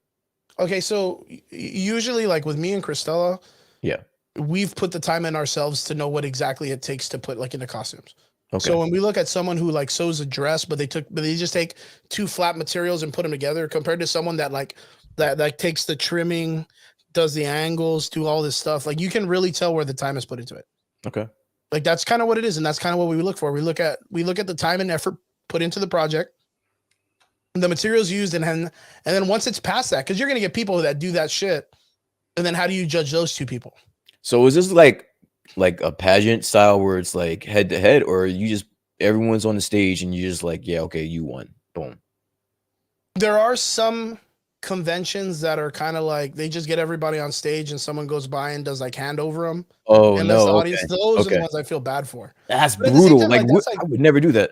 That's like, yeah, because that's like you put a dude again. You know what I mean? You know exactly what the fuck I would never. Like I would never do that. What if no one claps for you, bro? Yeah, I was gonna say like, what if it's like this brutal. Mario guy, this last guy that put like a fucking bunch of effort, and then just like a chick in a scream outfit with her legs showing, bro. And I'm envisioning. Like, fuck yeah, that chick's hot. I'm envisioning someone putting their all into it and just not getting one person to clap. We've seen it. I've seen it, and they lose cash, man. They lose cash because people end up, they go with the other person or they go with the other person that they're talking about. And that sounds traumatic. Like I don't know why someone would do that. So that's why we're trying to establish more of a professionalized tournament where like it really does look into the effects and out, because you sometimes you'll get people that come in and they'll buy a marvelous costume that costs like $1,000 and put zero effort into it, but spend a fuckload of money and win. and win? And how do you put it up against someone that put like the 80 hours, 90 hours of their like So personal you're time and effort and made it from nothing against so you're like a superhero here to balance out the justice and everything. trying, man. Just doing your part, huh? Yo, and I'm not even kidding, dude, because like we went up to Corpus Christi Comic Con several years ago, and this guy bought, not even joking. Do you know who Sun Wukong is? No. That's the Monkey King, right? Yeah, of course. One from that Goku's based on. So watch. Sun Wukong. I get Kong cosplay. Okay, someone bought. This is fucking fantastic, dude. Someone bought this costume. Okay. Like this exact costume. Okay. And as you can see, they sell it on AliExpress. Yes. If you go to AliExpress, it's going to cost like $50. Okay. This dude then went around to every like South Texas comic convention It cleaned up. and cleaned house, thousands All right. of dollars. So I'm gonna stop you right there because at this point in the story, it just sounds like you're hating. No, there's no You hating. sound Again, like you're a little salty for someone that found a loophole in that the found a system fucking loophole, which and fuck, executed good on him and for finding a executed loophole. to maximum capacity, and you're hating now. No. But the thing is he was Don't going out and hate telling the game. Don't hate the hold player, on, bro. Brian, hold on, because he was telling everybody he built it from scratch. And y'all believe the shit. So didn't believe guess him. what? All right. didn't believe So him. guess what? He won the money because people believe that stupid ass lie and they got beat. So what? I'll never forget that shit. We were at Comic Con Do and better. Christella and like two other chicks were doing the judging, and they came back and they were like, "Oh, the guy in the monkey outfit won. He was so cool." And I told Christella, I was like, And you're that hating shit's ass. store-bought, right? Yeah, and you're hating ass. Just couldn't wait. You just couldn't wait to say something about the shit. They were like, the guy. I was like, that shit's store bought. That's like You couldn't anybody can wait buy that to shit because hate. that's like a legendary hero. Like everybody, that costume's like $30 in China. You can literally buy that. It's part of the theater. Like it's like $5 worth. And that guy cleaned house. You were praying to God someone So, would mention him just so what you even could made hate it on him. funnier than that shit was there was like a whole ass Reddit post about this dude, like that people were like, "Yo, Yeah, fuck you this probably made it. That's guy." why. No, I yo. didn't I didn't need to. You're probably the make it. author on it. It ended up being like some people were like, "Oh my You god, wrote the guys, shit. this guy came in with a costume and he cleaned house and everyone loved it." And then I saw the costume like in a theater playing China, See, and I you was like, guys in the "Fuck out of here, You guys in the dude." comments, you guys are all haters. So I'm seeing these comments, bro. You guys are all haters. The guy That's some found fucking funny shit. the Man. guy. Listen. The guy found a loophole and he executed. So what? Yeah, like straight up, it's like one of those things. Like if your security ain't up, you're gonna get shit. I'm all for it, bro. I'm all for it. I'm all for it. We just had a Salute to that convention, guy. and I told you about it. We had a convention this past weekend that like it fucking dude it went bad for him. It went horribly bad. You there's sometimes that people just don't get the hit, man. They miss and they fail, they fuck up, and it turned into this huge drama-esque thing. And I was telling you online, it got fucking crazy. Oh, who was the dude? I can't remember. It was a random dude from, I think he lived like in San Antonio. See, you don't even know this guy. It was one thing, everybody's in like, if costume. I was like, it would be one thing if it was like the homie from like back in the day, and you still got some like, what I'm saying, some animosity because he did some. No. fuck shit. The Sun Wukong guy, like you can't see his face. But you can't. You It's a don't mask. even know the. You don't even know the guy. You just giving just some random hate. This is some guy just trying to make a buck, bro. That guy made money. I didn't make money. Oh God. It was Rob. It was Rob. Robert's out there fucking doing the Monkey King and shit. God damn it, Rob. Yeah, but straight up, like, I didn't know the guy, and I told Christella after, yo, that was a store-bought costume. And then they were like, what? Like, all of them. All the three judges were like, he said he made everything. And honestly, I don't feel bad. I don't feel bad because, listen, this is how I look at it. If you got beat by someone that bought a $30 AliExpress fucking costume, you didn't deserve to win in the first place. I'm sorry. That's how I look at it. That's how I look at it. That costume is a $30 nice. A $30 costume. I don't care how it's pretty nice. It's a theater costume. It's pretty nice. All right, bro. I'm not gonna. And then he puts on a little show and does a little. Like, Let me ask you a question. Do you think, with your abilities and your skills, you would be able to beat someone that bought a costume worth $30 off of AliExpress? Do you think you could do that? I think so. All right, then. So what I are we think so. talking about here? So what are we talking about? No, we're just throwing it out there, man. We're talking about costumes.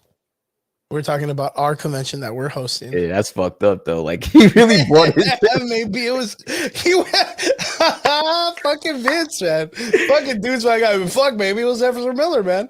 That was right before he went and fucking like straight up jack people and shit. Yo, Give me your money. Listen, Give me your money. George. money, Listen, motherfucker, crazy, George makes up a great analogy. Ezra Miller, You dude. know, he says, Brian, what if I bought a cake at Cheesecake Factory and entered it into a home baking contest and won? And I would say to that if the people that ate the fucking cheesecake couldn't tell the difference between Cheesecake Factory and your shit, you deserve to fucking win. That's how I look at it.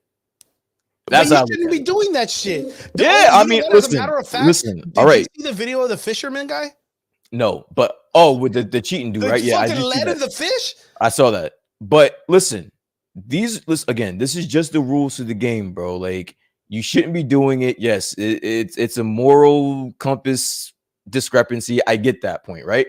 But listen, if they stupid enough, $1,000 is $1,000. 1,000, yo, when the lights need to be turned on next month. You feel what I'm saying? It's like again, if you're losing to the Cheesecake Factory cheesecake, you probably shouldn't be winning in the first place. Yo, what's up? Period. $30 costume or what?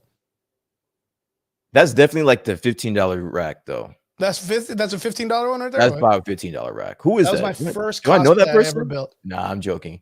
Nah, that's just sick, dude.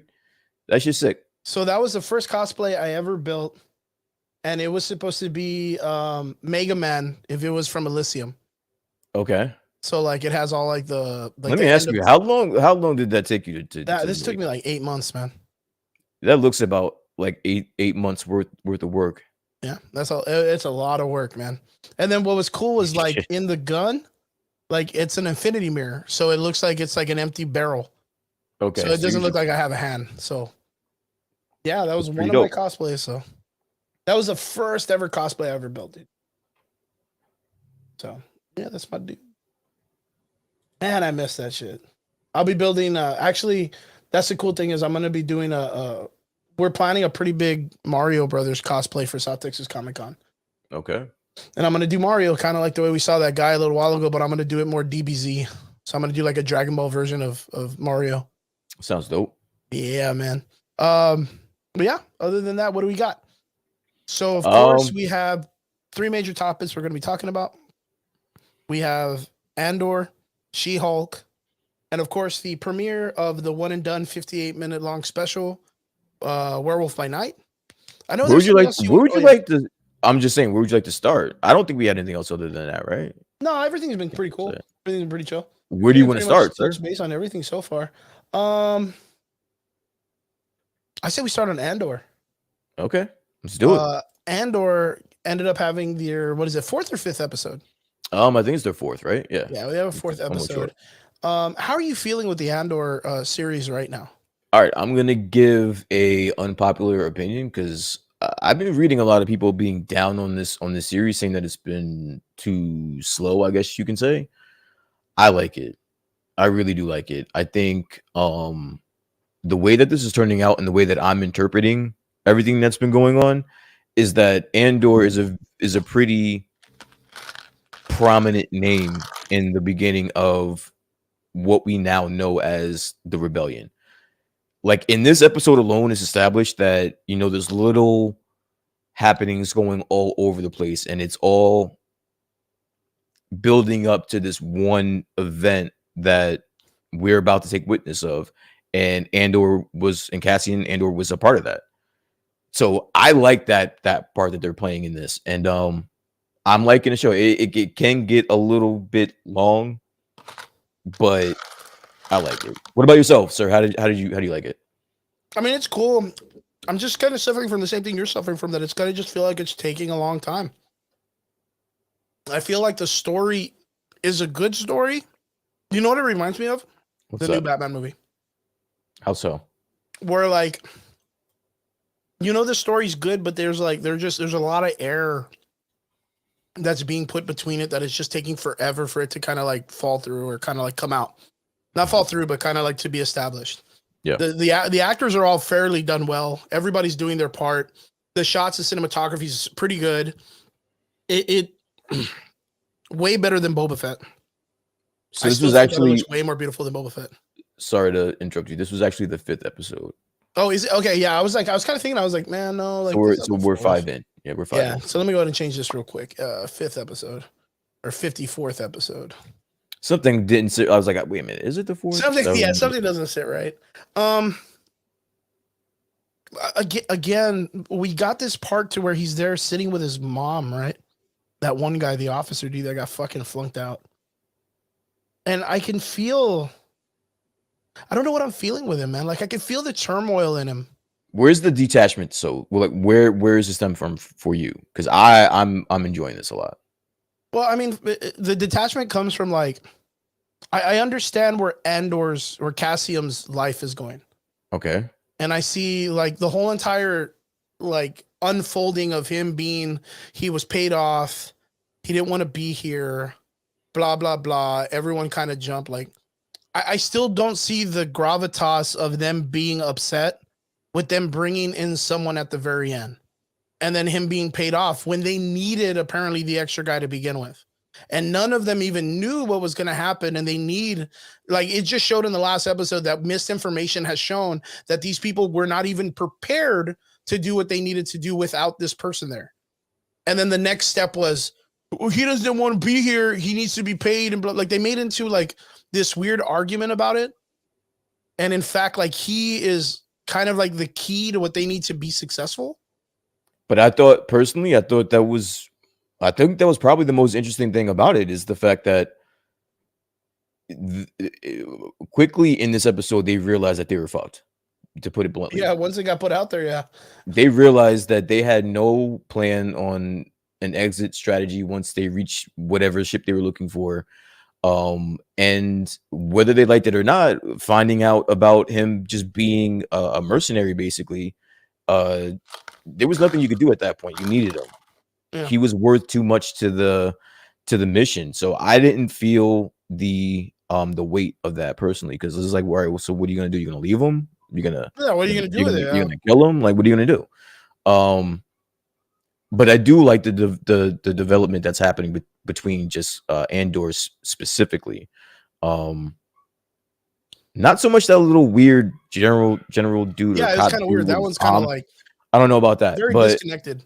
Yeah, but I mean, I like it 1000%. I mean, look, watch. I think the part that I feel most disconnected at is what purpose the story from any of the Empire soldiers lay factor into the story, other than the one that's helping the rebels.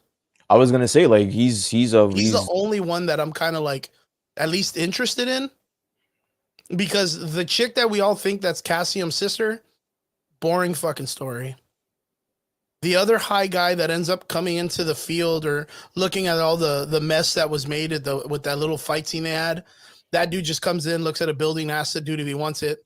That shit's fucking boring because he's not really giving us anything either. And then that one dude went back to his mom's house only to find out that his uncle's some mob boss, and she's gonna make a phone call to get him a job, like as a paper boy. I don't give a fuck about that. Like, what do I care about that guy? Like, none of those characters that are the officers, like, none of their stories are anything. The rebel story is interesting. Why? And I you know what? I kind of want to get to that, because why do you think it's interesting? Just because of the fact that everyone kind of correlates from this like weird, like not weird, but like a travesty that is bestowed upon them that has pushed them into this action. And then they're looking at Cassium and they're like, well, you're here because of money, but I lost my brother. Oh, you're here because of money, but I lost my sister or my dad, or they took my whole race apart or whatnot. In Cassium or Andor or whatever you want to call him, like, he himself had gone through some type of trauma where he lost his sister. Then what I'm believing is going to happen is they sent the Empire in there to save those scientists, and they fucking started all their whole tribal environment or people. And they literally, what I think is going to happen is they kind of like almost wiped out their race, which is why in the first episode when they were like, don't tell them where you're from, because then they know that someone survived that massacre of those people. Yeah. And then I that's think a really good way to be like, hey, like from the massacre of a people would raise a rebellion. I honestly think that's the theme here is Yeah. the trauma. It's the trauma that everyone is suffering. Even the police guy, he's going through trauma being raised the way that he is. Like the captain guy, And right? yeah, I think honestly, I have full faith that they'll tie it in because if you're telling me that this group that we're following right now is supposedly setting off this event that's going to trigger everything into what we know now, I would assume that the guy that just went against his direct orders and is coming off as a weirdo and a half is going to play some big part in this as well. So I don't think they're going to drop the ball on this character. I know. I guess that's where I'm misplacing my words. I don't think they're going to drop the ball either. But I think 2 episodes in and we don't get any information off of the fact that he just went home. Like, I think that's a little too long. Well, you know what I pull from that? I pull that this guy would probably rather be doing anything else than living in his mom's house right now. So it's like he may do some wild shit. And again, you can tell he's off. There's something isn't about him, all like, there. Flipped, yeah, he's off. So it's like it's going to be very interesting because obviously his job is going to be to track Cassian down and end whatever he's up to, and that's going to be his driving force for this show. Yo, after Gabe is like, after he eats his tricks with blue milk, yo, you think he ends up weird joining the Empire or joining the Rebels and going against the Empire for them fucking over? I think it's either that or he just goes rogue as like acting on behalf of the Empire.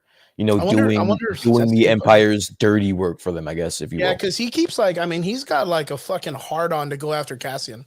Yeah. Like he keeps looking at the fucking picture. Like he wants it, dude. Like he wants him. So I mean, justifiably, I mean, it is the reason why he doesn't have a job now and he's home. So yeah, he's gonna obsess over it. So I mean, but at the same time, like he looks very like, I mean, he's pretty much got like nothing. He has like there's like no trace, like a cold ass trace. He ain't got no conclusion to where this guy went off to. Like it'd be super fucking hard. Like if he was like to go rogue and go find this dude. Unless fucking Cassian does some stupid shit, like try to rob a fucking Empire bank. Empire base. Yeah. Like, yeah, that'll put him back on the map real quick. He's gonna be able to find Cassian extremely quick after this stunt he's about to pull. So for me right now, Andor is a little boring. Okay. Just a little bit. I'm still intrigued, and I'm not in a position where I was like with Boba Fett, where I was like, I'm so fucking tired of watching this. No, I'm not like that with this show. You couldn't wait to come on Fridays just to talk shit about. Yeah, just to talk shit about Boba Fett. Like I couldn't. Yeah. Like there was like parts of me that were like, the best part of Boba Fett was getting on here and talking shit about it, and then watching the comment section like laugh alongside with us because we weren't the only ones that were feeling that way. Yeah. But for this show, and I want people to tell me in the comment section if it feels this way, like it does feel like a good show. It does feel like it is giving homage to Rogue One. Like it does feel like it's in that theme of storytelling. And I'm sorry, I was also thinking like knowing what we know from Rogue One, this could shape out to be like Cassian should be part of like mainstream Star Wars lore now at this point.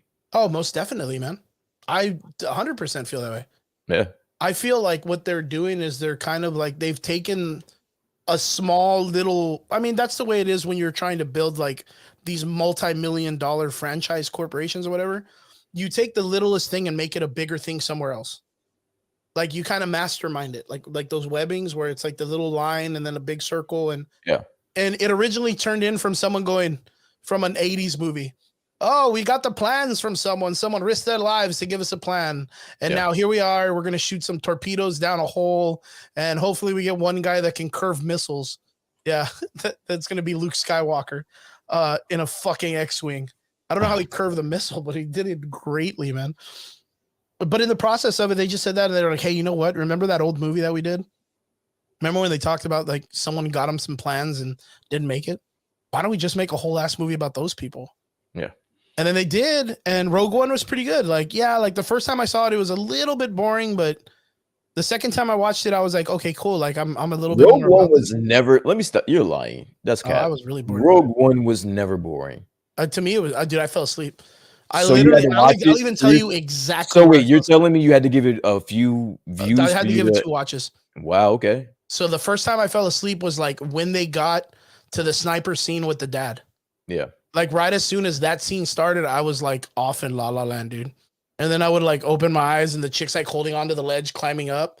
And then the only other part I remember is them storming the beach. Okay. And I was like, I think I missed a lot of the movie. I was like 100% I missed a lot of the movie. I mean, you did wake up and see some pretty ideal moments. Oh, but yeah. I mean, that movie was amazing on first watch for me. Okay. Vince. Listen, I'm gonna dread you answering this question, but Vince is asking you a question in the comments. You would like to give some notice to what Vince is asking you, sir? Fucking Vince, man. All he does in the crazy questions. Now he's Chris, would you trolling me. rather rewatch Boba Fett series or Chung-Li, The Legend of Street Fighter, dude? That's my final answer. Dude, I would What a totally what a watch the what a live action Dragon politician. Ball Z movie instead of that shit, dude. What a politician. Doesn't even answer. You know, I like it because I don't think I would have liked your answer here anyway. So There's no good answer. The Boba Fett series, like they handled that shit so horribly.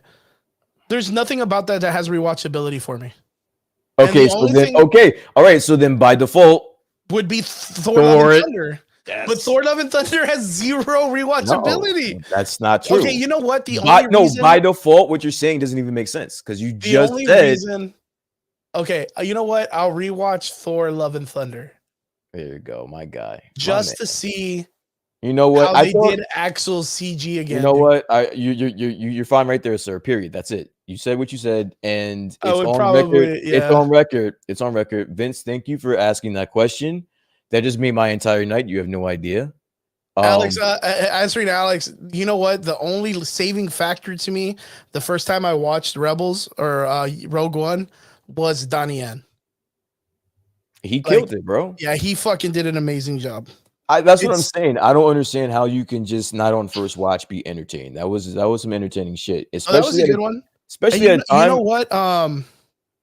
That other dude's fart. What's his fucking name?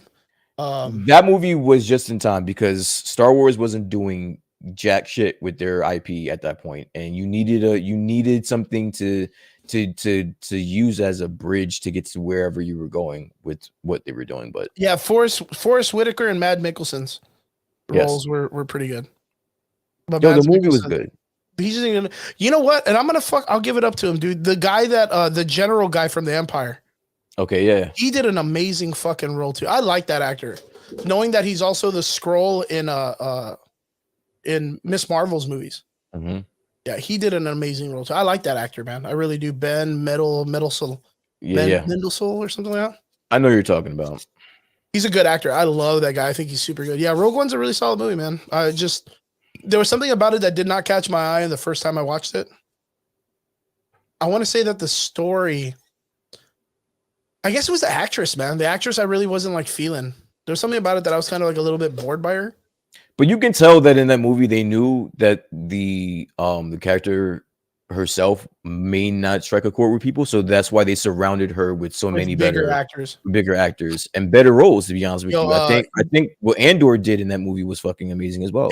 And you know what? Like I really did like the guy Diego Luna, the one that plays Cassian Andor.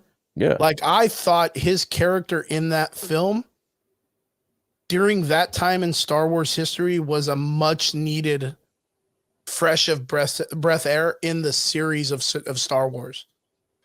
Not because of him being like of a different culture or a different ethnic race or whatever, just his character's design. Yeah. Like this mercenary swashbuckler, like almost very Firefly-ish kind of TV show Firefly. Mhm. It gave you like a darker, more dangerous version of Han Solo. Like, and I liked this character, man. I really, really liked this character in that movie.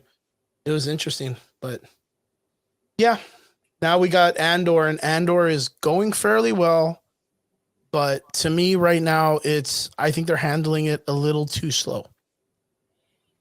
I'm gonna stop everybody in the comments right now. I don't like where this is going. Oh, what are you talking about? Rob chimes in. I kind of dozed off in Han Solo movie, and I don't know Okay. why, man, but I couldn't keep my eyes open for some reason. Okay. And then Alex says the Han Solo was still better than Boba Fett. LOL. Okay. Listen, I'm gonna throw 2 the Han cents. Solo movie a little bit of some bail. That wasn't a bad movie. I don't care what anybody says. Han Solo wasn't a bad movie. I actually like that movie. And they probably should have made either a sequel or do the whole like Donald Glover spinoff show or Oh, movie. most def. Yeah, I think he was the best part of the movie. They should have done that. I don't like the narrative when Han Solo gets pulled. I like that movie. Okay, so my opinion, I think it was a good movie too. But I just think it was unnecessary because to me, it cheapens the legacy of what he was known for as like Han Solo, the character. Because you knew all of the things that he did. And what's cool is like, what cheapens it though? Like you got to expand on that. You can't. okay, You can't just. So when you write a character like that, it's always oh man, I once heard he did that race in 15 and he's like 13. Like, and you're like, whoa, he's such a cool guy. Or, oh man, No. did he shoot first? Maybe I did, maybe I didn't, but I still got the win. Whoa, like there's always, it's almost like that cool uncle you grew up looking up to because you thought he was the coolest because he always like rolled up his sleeves and No, I get that. hair.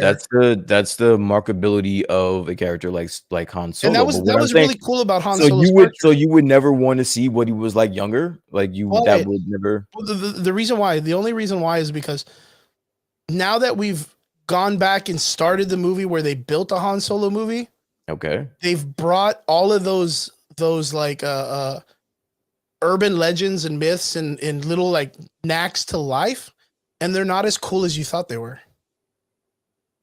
Like they're not as cool as you thought they were. Like straight up, like when he talks about that he did the Parsec race in under 15 whatever or 12, and they're like, well, he actually cheated.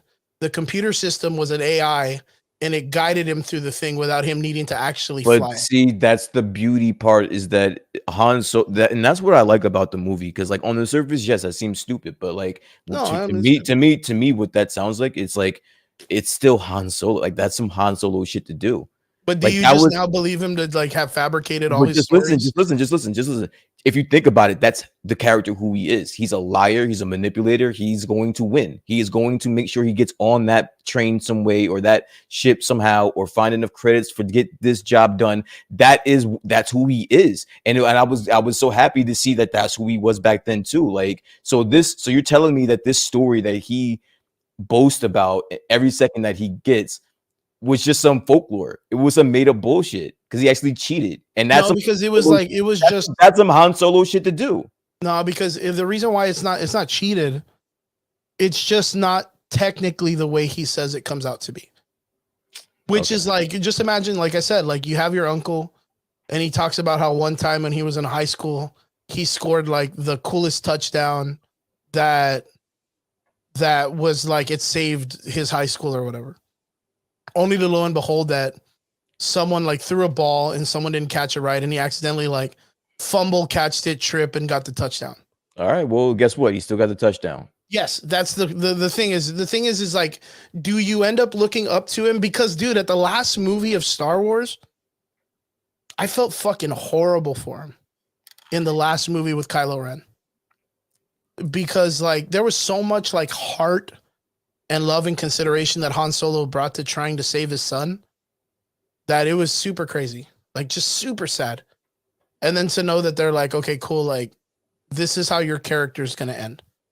But remember all that cool shit that we talked about a long time ago? Well, we're going to bring all that to light. And they brought all those truths to light. And it was like, they were things that, and then not only that, most of the made up stuff, most of it was pretty much true. Just he kind of like boasted it a little bit bigger than what it was, which was like where Woody Harrelson takes apart the gun, it gives him the fucking little blaster that he always has, even though apparently his little blaster had like capabilities for sniper shit. And Woody Harrelson was like, nah, you're not about that. You don't deserve these accessories. I'm just going to give you this blaster. But then he goes, yeah, man, it's always best to shoot first. And then you're like, oh, that's probably okay. That's Star Wars saying that he probably shot Guido first. And then like just like little things, just the little things that they talked about. But you want to know what? I'll tell you the one major thing that I got out of that film. What's that? Was anybody ever an amazing pilot of the Millennium Falcon, or was it the AI asshole robot that saved everybody? Again, that's some Han Solo shit to even. No, I'm question. talking about everywhere, because Luke was given that possibility, Chewie was given that possibility, Rey was given that possibility. Everyone came up, and every time someone flew it, they were like, "Holy shit, it's never done that before." Holy fuck, you remember that? Yeah. But we all remember that at the very end, we saw that the Millennium Falcon ended up getting an actual AI, which was Donald Glover. Lando Calrissian's robot that he loved, which was like his best friend, that he ended up implementing into the Millennium Falcon, which ended up being like its system, but it just couldn't talk anymore. And what about it is? Isn't it amazing to know that later on, everyone that flew the Millennium Falcon was given like such amazing praise that they were like, whoa, no human pilot could ever do that. And then everyone looked at the character as like Luke or Rey as being the person flying it, where we know now because of the Han Solo movie that the Millennium Falcon itself is sentient. Like, could it have just been the robot saving everybody? Maybe and making possibly. Everyone be an amazing pilot. That's cool. Yeah. I thought that was the coolest shit that I took out of that movie, because I was like, fuck, dude, maybe like the whole time the Millennium Falcon is almost like a droid. Yeah. Like it's like a droid. It's a living thing that isn't just a ship. And yeah, to me that blew me away. Blew me away. So to me, that's the only take that I ever got from the Solo movie. I think they just took I just think that Han Solo movie just took liberties with how the lore of the Millennium Falcon, but whatever. I mean, it's an interesting one though. You can't deny that that's not an interesting way to take it. It is, but I don't think initially it was supposed to be suggested that now the sentient life form was the reason why people were maneuvering the Millennium Falcon so well. Like it was due to them. But again, it didn't really register on my radar. That's cool that I didn't even think about that, to be honest with you. I was just so enamored with the Millennium Falcon itself, like whether it be sentient life form or whatever. It's whatever. Yeah, because it was always one of those things that the Millennium Falcon was like a crater ship. So it was like it wasn't supposed to do like a lot of like crazy maneuvering stuff like the way they would do in like other smaller ships. Mm-hmm. But now it does, and that's why everybody's like, holy crap, who's that pilot or whatever. So like, yeah, to me, it was like when I saw that, I just remembered every time someone would make a comment about like, who's that in the Millennium Falcon? And then you see that it's Luke shooting the guns, or it's Rey flying it and them doing just such amazing stuff with it. Yeah. And I was like, hey man, that robot from the Solo movie, like Lando Calrissian's girl, like she saved everybody's ass. Like she just saved everybody's ass, and she was mean to everybody. Pretty much. But it was cool. It was I mean, the Han Solo movie, it was one of those movies that to me it was cool, but it's just like I had already known about all the little nicks that they were gonna like bring up. Like you already knew them because you already heard all the stories, but it's cool to see them come out and get flushed out. What I was sad about is I didn't like that they didn't want to go on with a part 2. And they didn't want to build off of like the Darth Maul, the Crimson Syndicate, like all of that stuff. I thought that was a really great story. I thought that was a really good way to open it up. And I still hope that they come back to it. I still hope they come back to it. So with the success of Boba Fett, I don't really know if they will, because Boba Fett was the continuation from the Solo movie, if I'm not mistaken. From the success they got from the Solo is they were going to like, oh, well, we're going to make Boba Fett the movie. And then they're going to make Obi-Wan the movie or whatever. And then they made him into series. So I don't know if they're ever going to return back to that Solo 2, which I hope they do, man. Yeah, you see, like Vince says, maybe a Han Solo series. I hope not, because what I've noticed, the pattern we see is all the original characters that get solos, they are not good.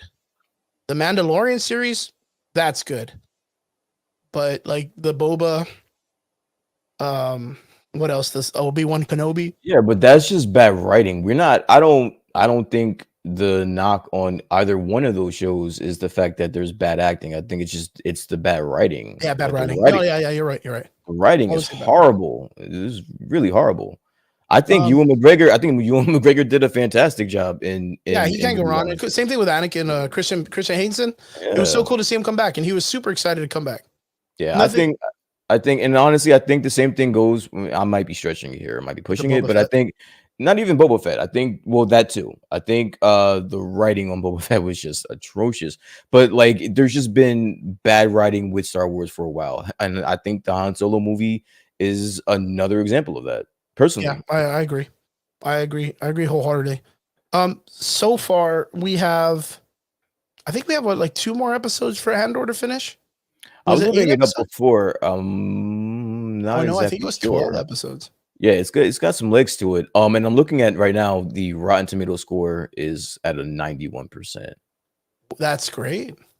So a lot of people are liking this show. Yeah. Is that audience or is that just Rotten Tomato?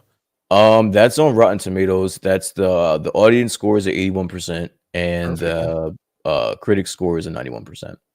Yeah, I think I can safely say that there is like this really nice like vibe about this show that you could tell that there was a lot of heart put into this.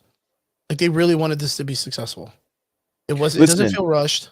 I don't mind a slow burn as long as you wherever you want to stick the landing, you stick the fucking land. Like if you do it well, I don't mind a slow burn. Yeah. That's I get it. And I can understand that too. For me right now, I think there's just like right now in history of cinema, we are in a cusp where people are learning what is the pacing to make a good show. Like if you're going to release it by stream every week, how does each episode have to be written and formatted for it to be a successful episode? I think that's kind of what we're in right now. And I think Andor, and of course, like the Ring of Fire, and I'm guessing Game of Thrones is probably all doing the same thing, is that each episode has to have an intro, a climax, and then a finale, and then a continuation or some way to kind of build into the next episode. Okay. And you know that you're going to release this on a service that people are demanding it psychologically, like in their hands at that moment right away. Like when you get on Netflix, you don't get on Netflix to just sit there in your living room and not get something. Like you get on Netflix because you specifically want to watch something. Mm-hmm. So like for you to have to go see something and then be told, come back next week to get more, you have to be given enough to be satisfied for that moment to be able to want to get into the next one, right? Mm-hmm. And there has to be a format to make that successful. And I think that's the cusp of history we are in writing when it comes to these stories on these formats. I think right now Andor is, like you said, a slow burn, but not a bad slow burn. But tell me if I'm wrong psychologically, if you're in a position right now where you kind of forget the days that these come out in during the week. Like you're not as opposed to what day of the week? Yeah, like you're not as like as the way it was before, like several months ago with like Okay. You mean Like- like the anticipation to watch the show as you know as soon as it comes out and yeah. having Like an you're opinion kind on of in it? a situation more where you're like, oh yeah, that's right, that shit came out today. Yeah. Let me jump on it real quick. Let me check it out. I think honestly, it doesn't have anything to do with whatever project we were talking about at the time. I just think it's the fact that I'm just over in general being up at 3, 4, 5 o'clock in the morning watching a show. I don't think I think that no one's going to be making a show worth that. So if I catch it like today, I use my Fridays now as my day to catch up on all my shows. Like the entire Friday that I have is dedicated to catching up on my shows. So I don't necessarily need to see anything the same day or within the first hour. That's over for me. You see, I don't like, think I care. Like I'm not even gonna lie, like right off the top of my head, I do not know what days Andor nor She-Hulk like premiere anymore. Like you know what I mean? Like I don't know like what day they're like, oh, make sure you check them live on stream because that's when they premiere. Where I was like that with Miss Marvel, I was like that with Moon Knight. I was like that with everything before this. Well, they made it easy because with those prior shows that you just gave examples of, they were always on Thursday mornings or Wednesday mornings or whatever day that was. It was consistent. It was one day, so you didn't have to think about what day of the week the show was coming on. But now it seems as though they're clashing with She-Hulk and Andor, being that But they're on that's the the same same service. company, though. They're on the same service, so you're gonna have to create some room. You're not gonna drop them both on Wednesday nights that we were all known and used to. So I think it's just because of that. Okay, that makes sense. I like that. I like that. So far ratings. What do you think this episode, and then so far the series? You know what? It's funny because I don't know if I can rank this show with. I mean, if I'm just giving it a score, as of right now, I'm intrigued. So I would probably put it like around the 8 range. Okay. Like I'm intrigued. Again, I do not mind a slow burn as long as where you get to, and it's worth the payoff. You know, like there is a payoff Yes. to it. If you come out with something at the end of the show and it just sucks, I'm gonna be pissed off. That's what I'm kind of worried about too, right? But I mean, but listen, that's I kind of have faith. I have faith in this though. that is the blind faith that we put in everyone's hands whenever we dedicate ourselves to watch a show. Like we're giving our time, you know, in certain people's hands, and you know, we can either choose to watch it or not watch it. So I'm willing to watch it. I think it's worth the watch, and yeah, I'm looking forward to it. So I would be around an 8. How about yourself, sir? Yeah, I'm probably gonna give it about a high 7, maybe an 8. I think the show is a good fresh of breath air for when it comes to the Star Wars franchise of what we've been needing with the service. I mean, and if we're making that this is a point going into the Jedi Tales and everything else that they've kind of promised that's upcoming, the Mandalorian next season, like this is a really good start. Like if we're not basing it off of course, what they did with Obi-Wan and Boba Fett, even though by chance it's nothing against the actors, more against how they handled the storytelling and the way that they put the story together. I'm kind of intrigued. I'm intrigued because it's all fresh to me. I don't know what this is all about. I don't know where this is going. I don't know where these characters are going to go, rather than just Cassian Andor. Like I know him, but everything else around him is new and fresh. So even like that opportunity to see, like in this past episode, where they were training in that valley, and then all of a sudden like a TIE fighter flies by, and just seeing that was a cool, I don't know, like fantasy image of knowing that happens in the Star Wars universe. So I don't know, it's cool. I like it. I dig it. 7.5, maybe 8. The series right now, I believe, is watchable. I think everybody should give it a chance and give it a try. But if you haven't seen it yet and you're not really pushing to see it at all, I would say wait a couple more episodes. If you're already in that mode of not really caring too much about it, I say just wait more. And just wait until I really think that the payoff is going to be where it's at. Damn, Vince Weaver gave it a 2. Yeah, dude, Vince, I have to know why you would give it like a straight 2. Like, man, Vince is like, I want to see a fucking podcast with him just tearing movies up. He's hard, man. I'm over here looking up the stats on Andor. I come back and Vince gave the fucking show a 2. Yeah, God Vince is hard, damn. man. I'm pretty mean sometimes, but man, Vince, that's harsh. It seems, But I can get like that too. but listen, there's got to be some legs to that a little bit, because I'm looking up the numbers for streaming on all platforms. Well, at least Disney, Netflix, Amazon Prime, and Hulu. It seems the season premiere that Andor came out, She-Hulk actually outperformed. Beat it. So not a lot of people were looking forward to this show, obviously. And I know that I've said that my expectations were in the gutter anyway. So it turned out to be a better show than I had anticipated. I mean, because maybe that's the point. Maybe people who are actually fans of Star Wars like this shit. Yeah. And the rest of the people that have been shitting on everything that's been known for nerds liking it, you know, they don't like it, so they just don't care for it. So for the week of September 19th to through September 25th, this is the top 5 TV shows streaming wise in America. I think it's just America. So you have She-Hulk at number 1, you have Andor at number 2, you have Cobra Kai, Netflix getting into the top 3, and then again Netflix is there with the Dahmer series. So the top 4 shows of that week are either between Netflix and Disney Plus, and Disney Plus have the top 2. Yo, you have to tell me, Vince. I have to know why you're giving it a 2 though. Like, put like a That is little comment, like insane. just something, man. That is Because insane. that I'm That's in my yo. head. I'm trying to That's be like, well, just in my head. Nothing against you, Vince. I mean, if you don't like it, I agree with you I find it funny as a as hell. person because I know who you are and you're a good guy. So if you don't like it though, I really want to know because Stand on it, man. that really interests me. Like Stand I on that really too, want to know, Vince. and it's no bad on him. No bad on him. Nah, Because I dig it. yeah, there could be people out there that are like, nah, it sucks because it's slow. I get that. There is something about it. Like I'm choosing other reasons why I like it, but you know, I do know that the story's slow, but I do want to know why a 2 Give out of, it, like, yo. Somebody giving a show a 2 means there is just no saving grace, man. there's no coming back from that. Yeah, no, That's like the fucking Batman movie. yeah. It's like the Batman. That's like Lord It's Love and like Thunder, man.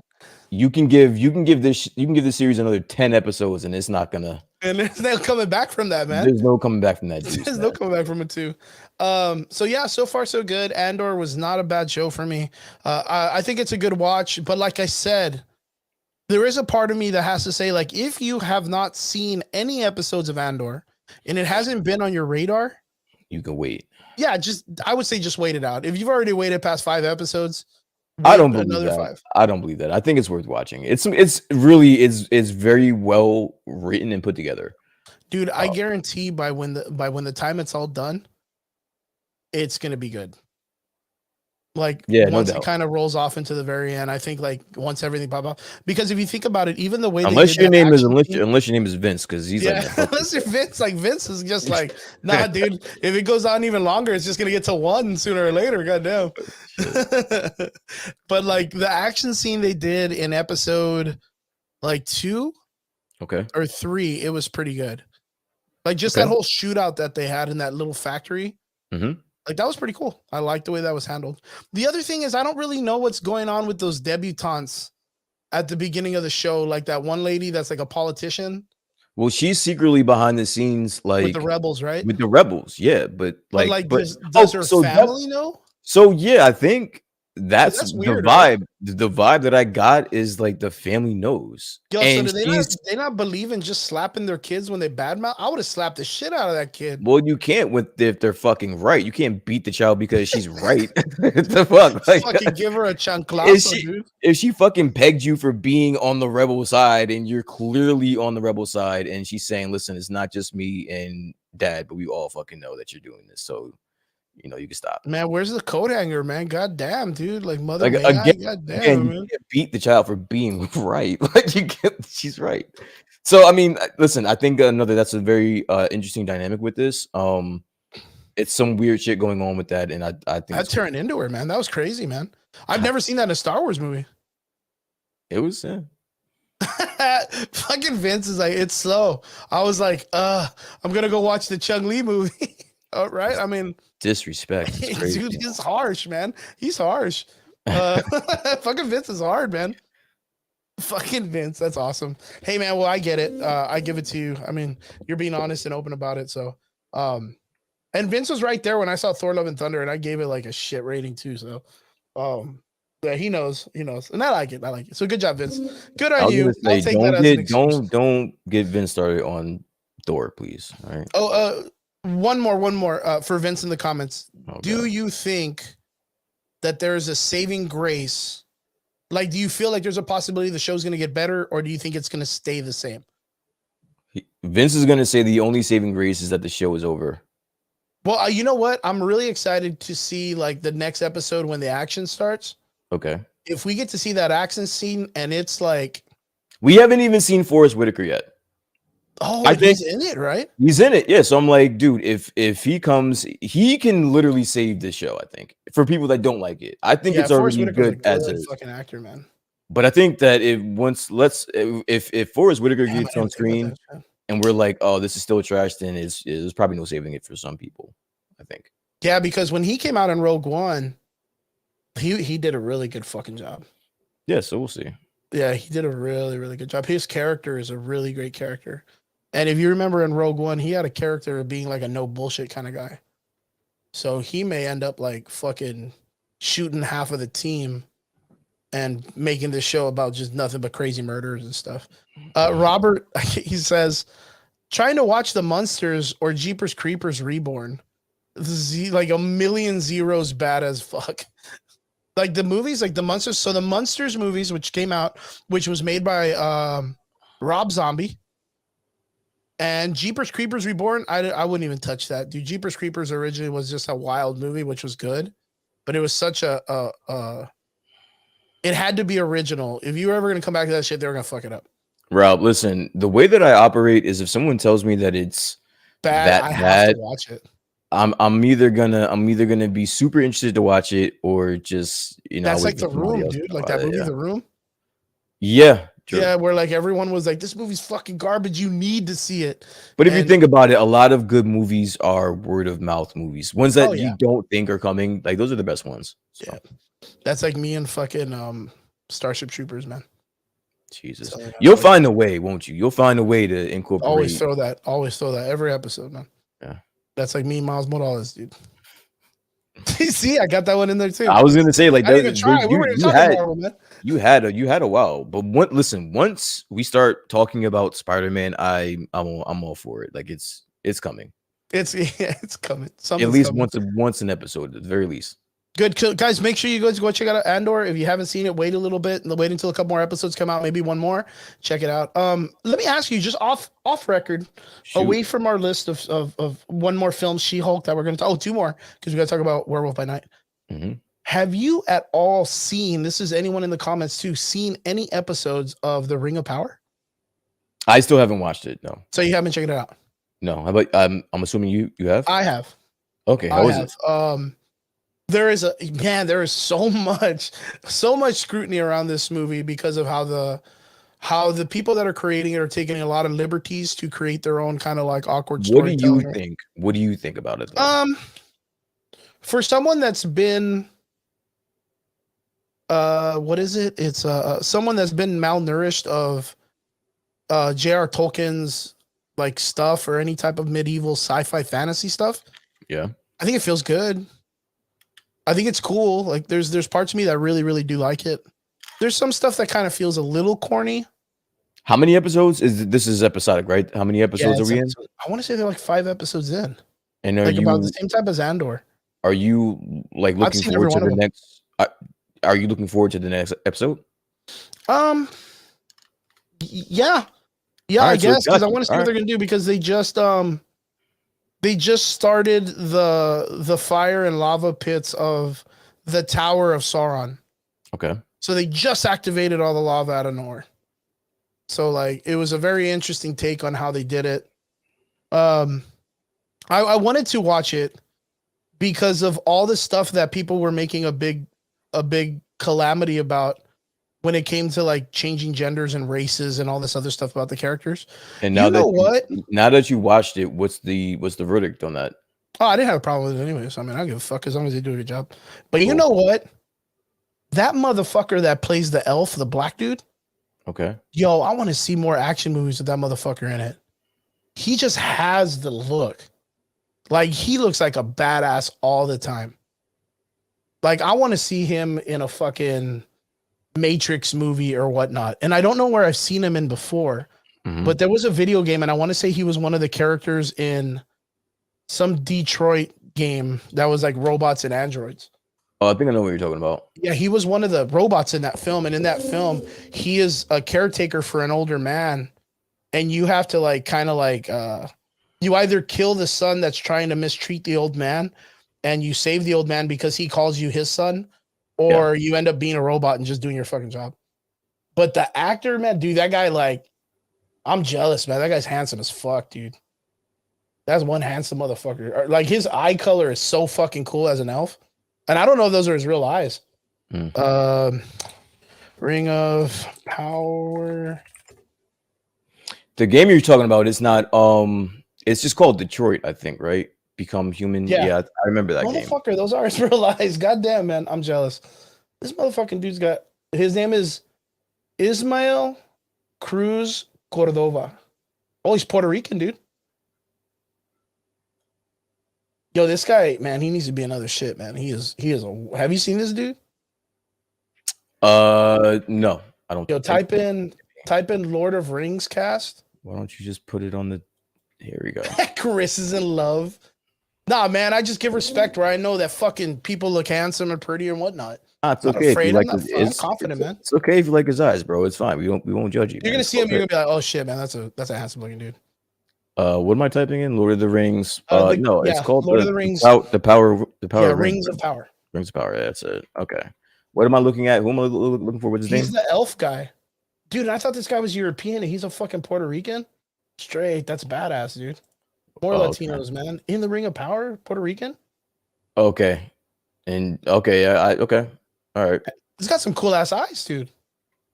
I'm not gonna sit here and talk about this man's eyes with you, sir. Yo, straight up, I think this guy would be a good character in like those castings for like a Constantine, where like it's like an angel or a demon. Okay. I can Like see that. he has those facial features to be able to pull off like supernatural characters. And right now in the role, he plays an elf. I don't know if you've seen any images of him as an elf. He looks bad fucking ass, man. Like fucking main character of a video game badass. Okay. Straight up, man. That was cool, man. So this guy's been a cool addition to the characters. Gladriel, the actress that's playing Gladriel, she's cool. Oh no, man. This Rotten Tomatoes the audience, It's getting shit on real hard, man. the audience score is a 38%. You know what, How much Chris? is it? You almost had me. 38%. Yeah, it's at 38%. You almost had me. I was almost gonna give in, but you know what? No, like don't get me wrong, dude. Like, look, I'm not saying that this is like a million times shit. The reason why I'm watching it is because, oh, you know what, Vince, dude, he would be a good Blue Marvel, man. Holy fuck, that's a really good call, motherfucker. That's good. Good job, Vince. I could agree with you on that. The only reason why I'm watching this is because so many like people were hateful because of the changing of races on people and characters and all this stuff. Okay. And I was like, that's why you're hating on this? I'm going to watch it and see what's wrong with it. But they have taken like a lot, dude. They've taken a lot of freedoms to fuck the story up to. Like Gladriel, right? Which is, do you remember the original Lord of the Rings movie, right? I do. Do you remember there was one part where like Frodo and all the little fucking gnomes or whatever called, they all go to the fucking elf forest, and there's that one chick. She ends up playing Hela. And, Yeah. Her that character's name is Gladriel. Like she's like 6'4". The chick they chose as the actress in this was like 5'3". It's a midget compared to this chick. So she's got like taller, like an elf. She's a lot taller like an elf. She's what made her special was that she was an elf with a lot of magical powers. Like she had a lot of magical essence to her. In this film, she's strictly like a chick that's a soldier. Like and then not only that, like she ends up going in this show, she ends up going to a land and then like almost like demanding their queen or their person that's in charge to follow her lead.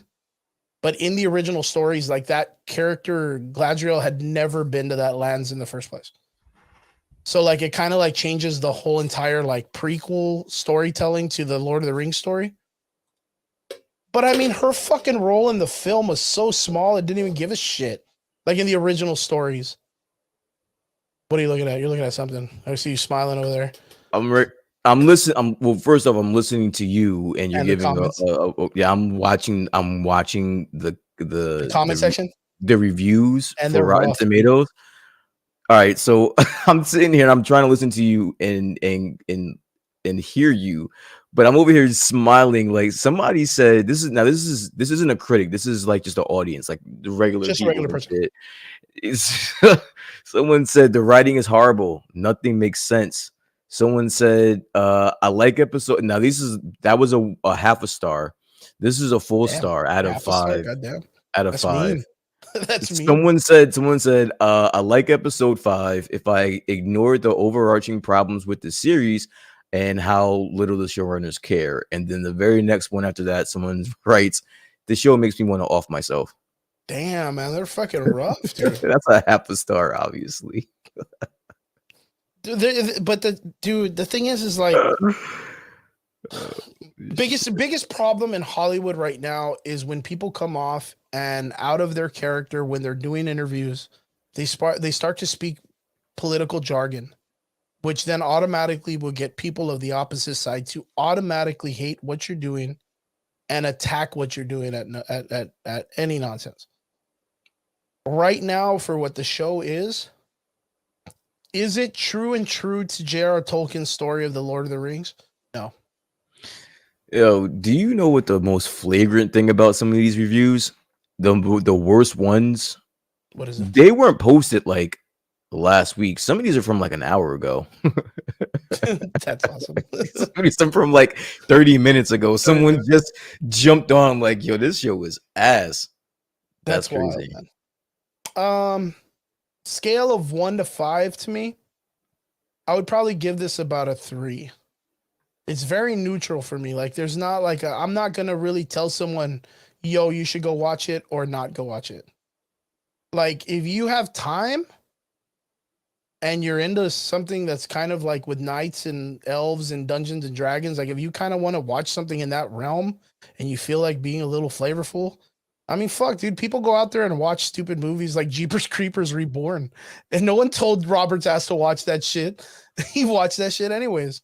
I don't put too much stock in some of these. Yeah, that's kind of like what it was. I didn't put a lot of effort into being like, well, but if I did put stock into some of these reviews, this sounds like it's like whatever your backup TV show is, and if that one sucks, then you can watch this one. Then you go watch this one. It's like kind of one of those, like does not literally sound. I'm going to tell you how it goes for me when it comes to this show.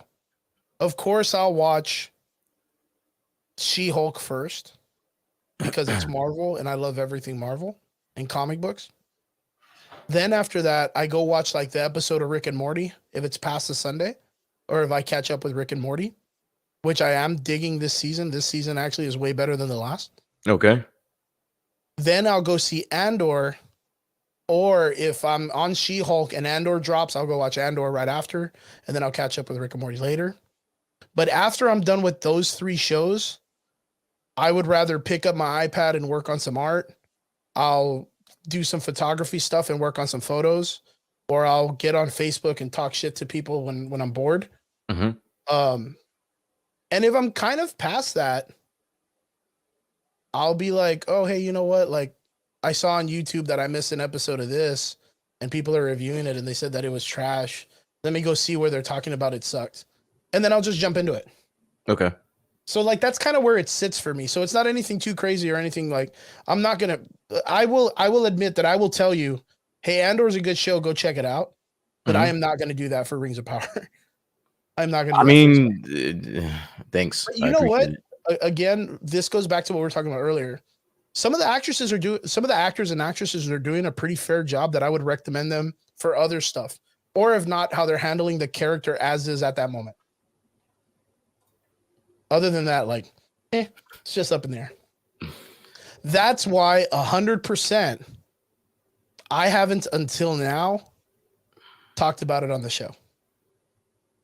Like, remember, we're like 4 or 5 episodes in. I could have mentioned this like 3 weeks for us to like. I understand that. I wasn't even about that life. I am Lord of the Rings checked out, dude. So yeah. You told me about that once. So you were like, no, like, yeah, I'm not really gonna watch it. I think I asked you if you were gonna watch it. They had their shot. I was totally into it, and now I'm not. Yo, Brian, what do you think about AEW talking or thinking about firing the fired CM Punk? It's a good question. It's a very complex answer I would have to give. But I talk about this often with my group chat. I have a wrestling group chat that I'm in, and I don't know, man. It's just a very unfortunate chain of events that led to where he is. And I have been a CM Punk fan for a long time, and I was anticipating and happy that he got another opportunity with the with AEW. But I don't know. I think if things are as bad as they say they are, maybe he just needs some time away from wrestling. That's a good that's a good point. I would see that. All right, and what do we got here? Oh man. I'm going through my little snacks. Yeah. Tornado enchiladas. Okay. They're not enchiladas though. That would be weird as fuck. So it's false. Um, Is that false advertising? advertisement. They're little gummies, dude. Okay. They're the Is rainbow there- straw gummies. Are there any? Is there any CBD or THC in them? No, Brian. This is So Texas. you can Don't keep use your CBD like fucking that. keep your CBD Keep your stupid less gummies to yourself. gummies. Keep your weak ass gummies to themselves. Yeah, get I out of wanna here. Trip, man. I want to trip. Yeah, man. Yeah, I bought these candies, so I'll be gumming on them in a little bit. What do we need the Joe Rogan DMT? Get the fuck out of here, man. I'm not about that. I'm Joe all Rogan for it. just- Let's do it, bro. Let's do it. That's what's Mhm. gonna do. I'm gonna plan a trip out Anything there. that Joe Rogan takes scares the shit out of me. Why? I mean, this motherfucker just be talking about like, oh, I lick frogs and I went on a roller coaster. What's once wrong? without What's leaving the wrong? house. What's wrong with licking your toad? I heard it was a very What's life- wrong with licking toad, man? I What do you heard got it was a against very toads? They're lickable. life altering experience. What? Okay, Brian, gonna ask Sir. you a serious question dealing about. I'm gonna try Barbiturate. my hardest to not give a serious answer. Go ahead. They're gonna talk to you about the idea of doing illegal barbiturates. Illegal. There's nothing illegal what? about most of the things that are out there. What's the craziest trip you've ever been on? Oh shit, you went straight for the Oh jugular. man, yeah, we went right for it. The craziest trip I've ever been. Now, I've dabbled. I've lived life. Oh damn. I've experienced around. Yeah, had my fair share of fun. The worst trip I ever had was when I got a bad batch of Molly. That was an interesting night, to say the least. But I don't have really bad trips. Like I've always been into microdosing, and I never go out with the intent of overdoing anything. I always try to do it responsibly as best as I can, unless I just, if I really want to get fucked up, I'd rather just go to like alcohol or something like that. Like that'll get me done, and I can, actually monitor how much is going in my body. Yeah, the night where I got some really bad Molly, it was and I was with a group of people and we were all having the same experience, and that was a very interesting and long night. Yeah. Being just walking around 4, 5, 6 a.m., hopping from club to club in New York and just tripping off of some bad Molly. It was a long night. Did you feel like okay, so it was a long night? Like I thought that kind of made it feel like, oh no, it does make it feel longer, right? Yeah, when you get a high that you weren't anticipating, it makes for because the a very anxiety and then like makes the for a fear. very because you don't know exactly at that point. It's to pass the point of no return, and now whatever is in you is just wreaking havoc on you, and there's nothing you can do besides just strap in and just ride the shit out. So it's like, yeah, I learned my lesson then, and then I think that was probably like my last one. So it would have to be that one, and that was like over 10, 12 years ago. Yeah. I think the worst trip was when I was in the hospital that last time I told you, where like I hadn't like eaten and I didn't have any painkillers and they gave me some shit and kind of like went off the radar, had some weird imaginational thoughts, and that was pretty much it. But that was when I was in the hospital, so that's Okay. not really anything. I'm a real straight edge dude, like never really done anything too crazy. Like when I do, it's really, really like controlled. So Gotcha. nothing too wild. It's nothing wrong with being a little bit conservative. Sometimes I wish I was a little bit more reserved and conservative, but I'm a fucking wild savage. motherfucker. Man. I'm a Just savage. wild and shit. A wild and crazy guy. There was one more thing I was gonna ask you, which is this is like super off topic. What's that? So you're like you're a business savvy individual. I wouldn't say that. I just like learning things, but maybe I can lend some assistance. Okay. I had saw in another short podcast that just kind of like went by my stuff, and I'm always a person that dabbles in the idea of hopefully one day running a personal little business of mine. You do. I mean, Go you know ahead. about it. You've been hearing about me talking about my puzzle box, and I keep you up to terms. And I showed you some really cool shit that I got this weekend from it. You sure Really did. exciting stuff. But what I have to ask, and this is anybody out there too, there is if you want to start a business, the level goes first you go and you purchase your LLC. Yep. Or you get like a sole proprietor where you yourself as an individual cannot get sued, your business gets sued. Right?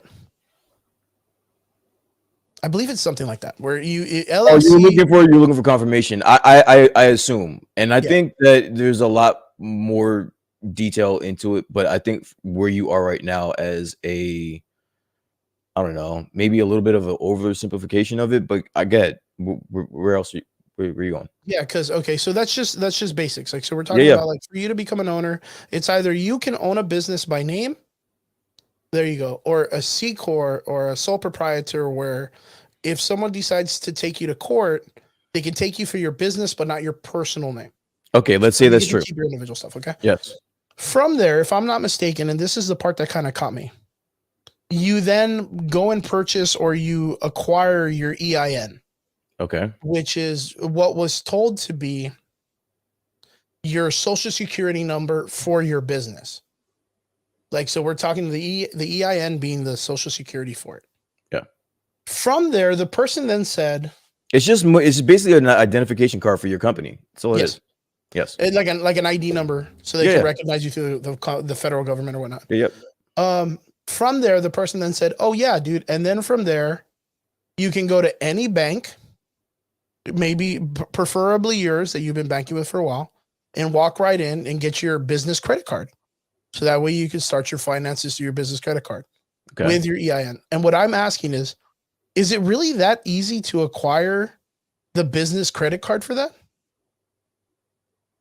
I mean, I think it's that's another complicated question. Yeah, because because they said it's so easy, and you're what asking I've always how assumed. you basically essentially what you're asking me is how easy is it to get a business loan? That's what you're asking me, right? Yeah, because I've always assumed that, like, I mean, because I used to have my own gym, and when I went with capital. Like I went with capital, so that way I could, establish a business with my own personal money, like establish that I've made for the business itself. Okay. But this person went off, and George knows some shit too. Look at George in the comment just going off, and I love that. Thank you so much, dude. Because What are you looking? So let's say I had the answer to this question. Why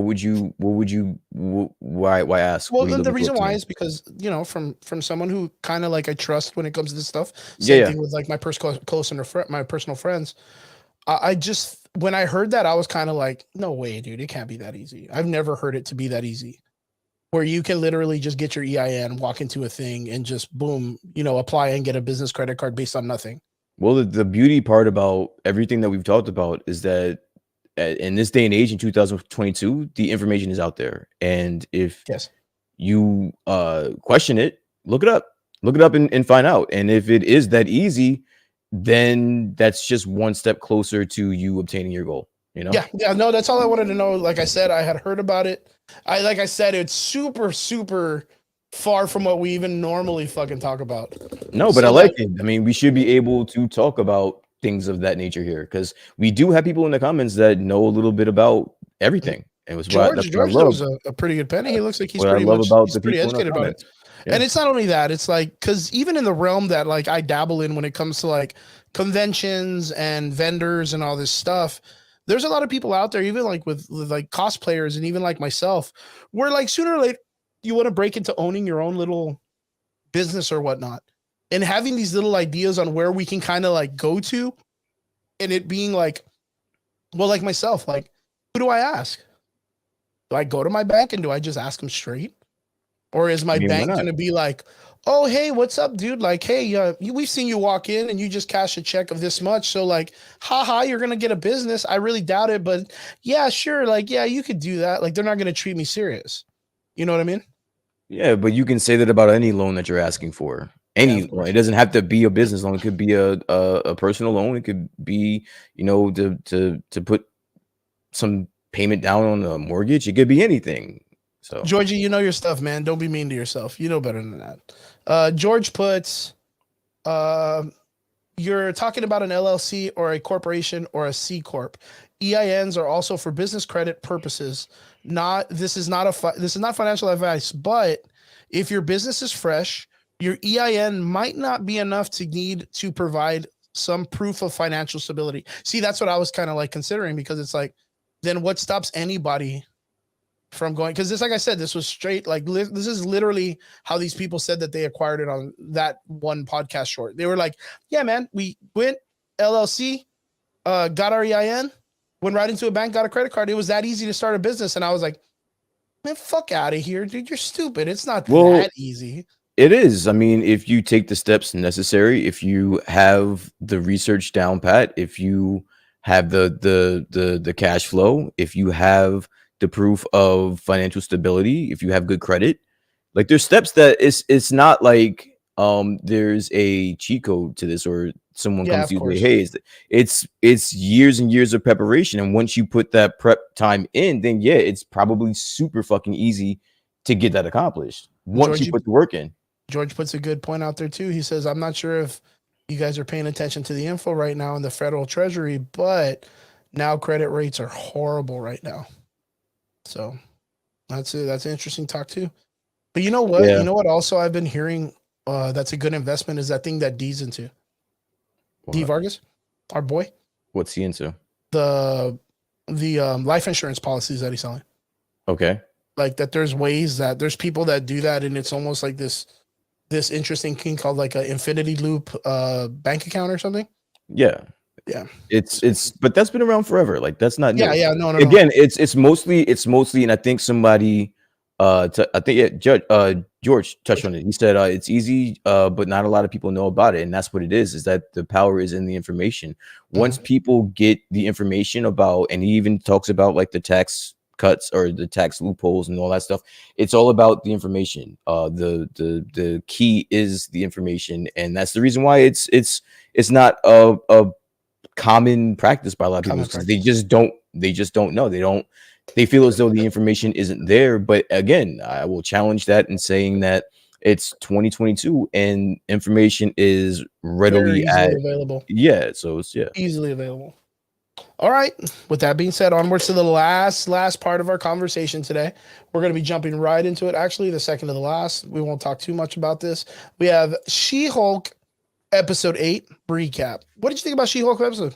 Dude, again, I feel like I come here every week and say the same thing, but this show does it for me. Like this episode was great. I don't need it to do too much, I think. And I think I realized that I don't need this show to do much for me. And it's doing all right at doing just that. Like there's nothing super overly exciting with it, but then again, it doesn't suck. So I don't mind that in the middle of the road pace that we're at. It's cool. Okay. This episode with Matt Murdock was amazing. I liked it. So we had a really, really cool intro. We had Matt Murdock, Daredevil, show up from the Netflix series. Charlie Cox came in, did some really fun stuff, man. They even gave homage to the Netflix series where they had that hallway scene in the fight scene that they offered during the film. We get a really cool fight scene between She-Hulk and Daredevil twice, and I think it was a spectacular episode. I think the pacing of this episode was pretty good. I think it was fun all the way through and through. How did you feel about all the relationship and then hooking up and then doing it? How'd you feel about that though? I loved it. It made me realize that Charlie Cox has been in the MCU a total equivalent of like a week, and he's clapped more cheeks than 80% of the MCU. Yeah, I was gonna say, man, like good for him. The only thing that kind of sucks is like Rob. I know what really sucks is that Rob had to sit there and watch someone else get his lady. Daredevil smash his girl. Yeah, it sucks, man. I think the only thing that kind of is kind of weird to me is like the whole show had been about like not being about a show based on like all of this weird stuff, and like the moment that Daredevil shows up, he kind of like hooks up with the chick. Like there's almost like I don't know. I think I didn't think they were gonna go with like the comic book variation of She-Hulk, where she was known for like dating like multiple dudes at once. You know what? Now that I think about it, this episode, I know that you've had an issue with this entire show feeling disjointed and disconnected. But for me, this episode, even though I liked it and I liked it a lot, I think this episode was the most disjointed episode. Really? It didn't have a connection with anything that we like. You're talking about that scene with the Daredevil and all that other stuff. Like it was kind of like I'm talking about the whole episode. The whole episode. Even the gala? Even the gala at the end? Everything. It just seemed, I don't know, for me personally, it just seemed a little bit disjointed. Okay. I mean, I still liked it. I mean, yeah, that's kind of like the way I've been about the series itself. I think this was kind of feel like there was more cohesiveness between the prior episodes as opposed to this one. What do you mean?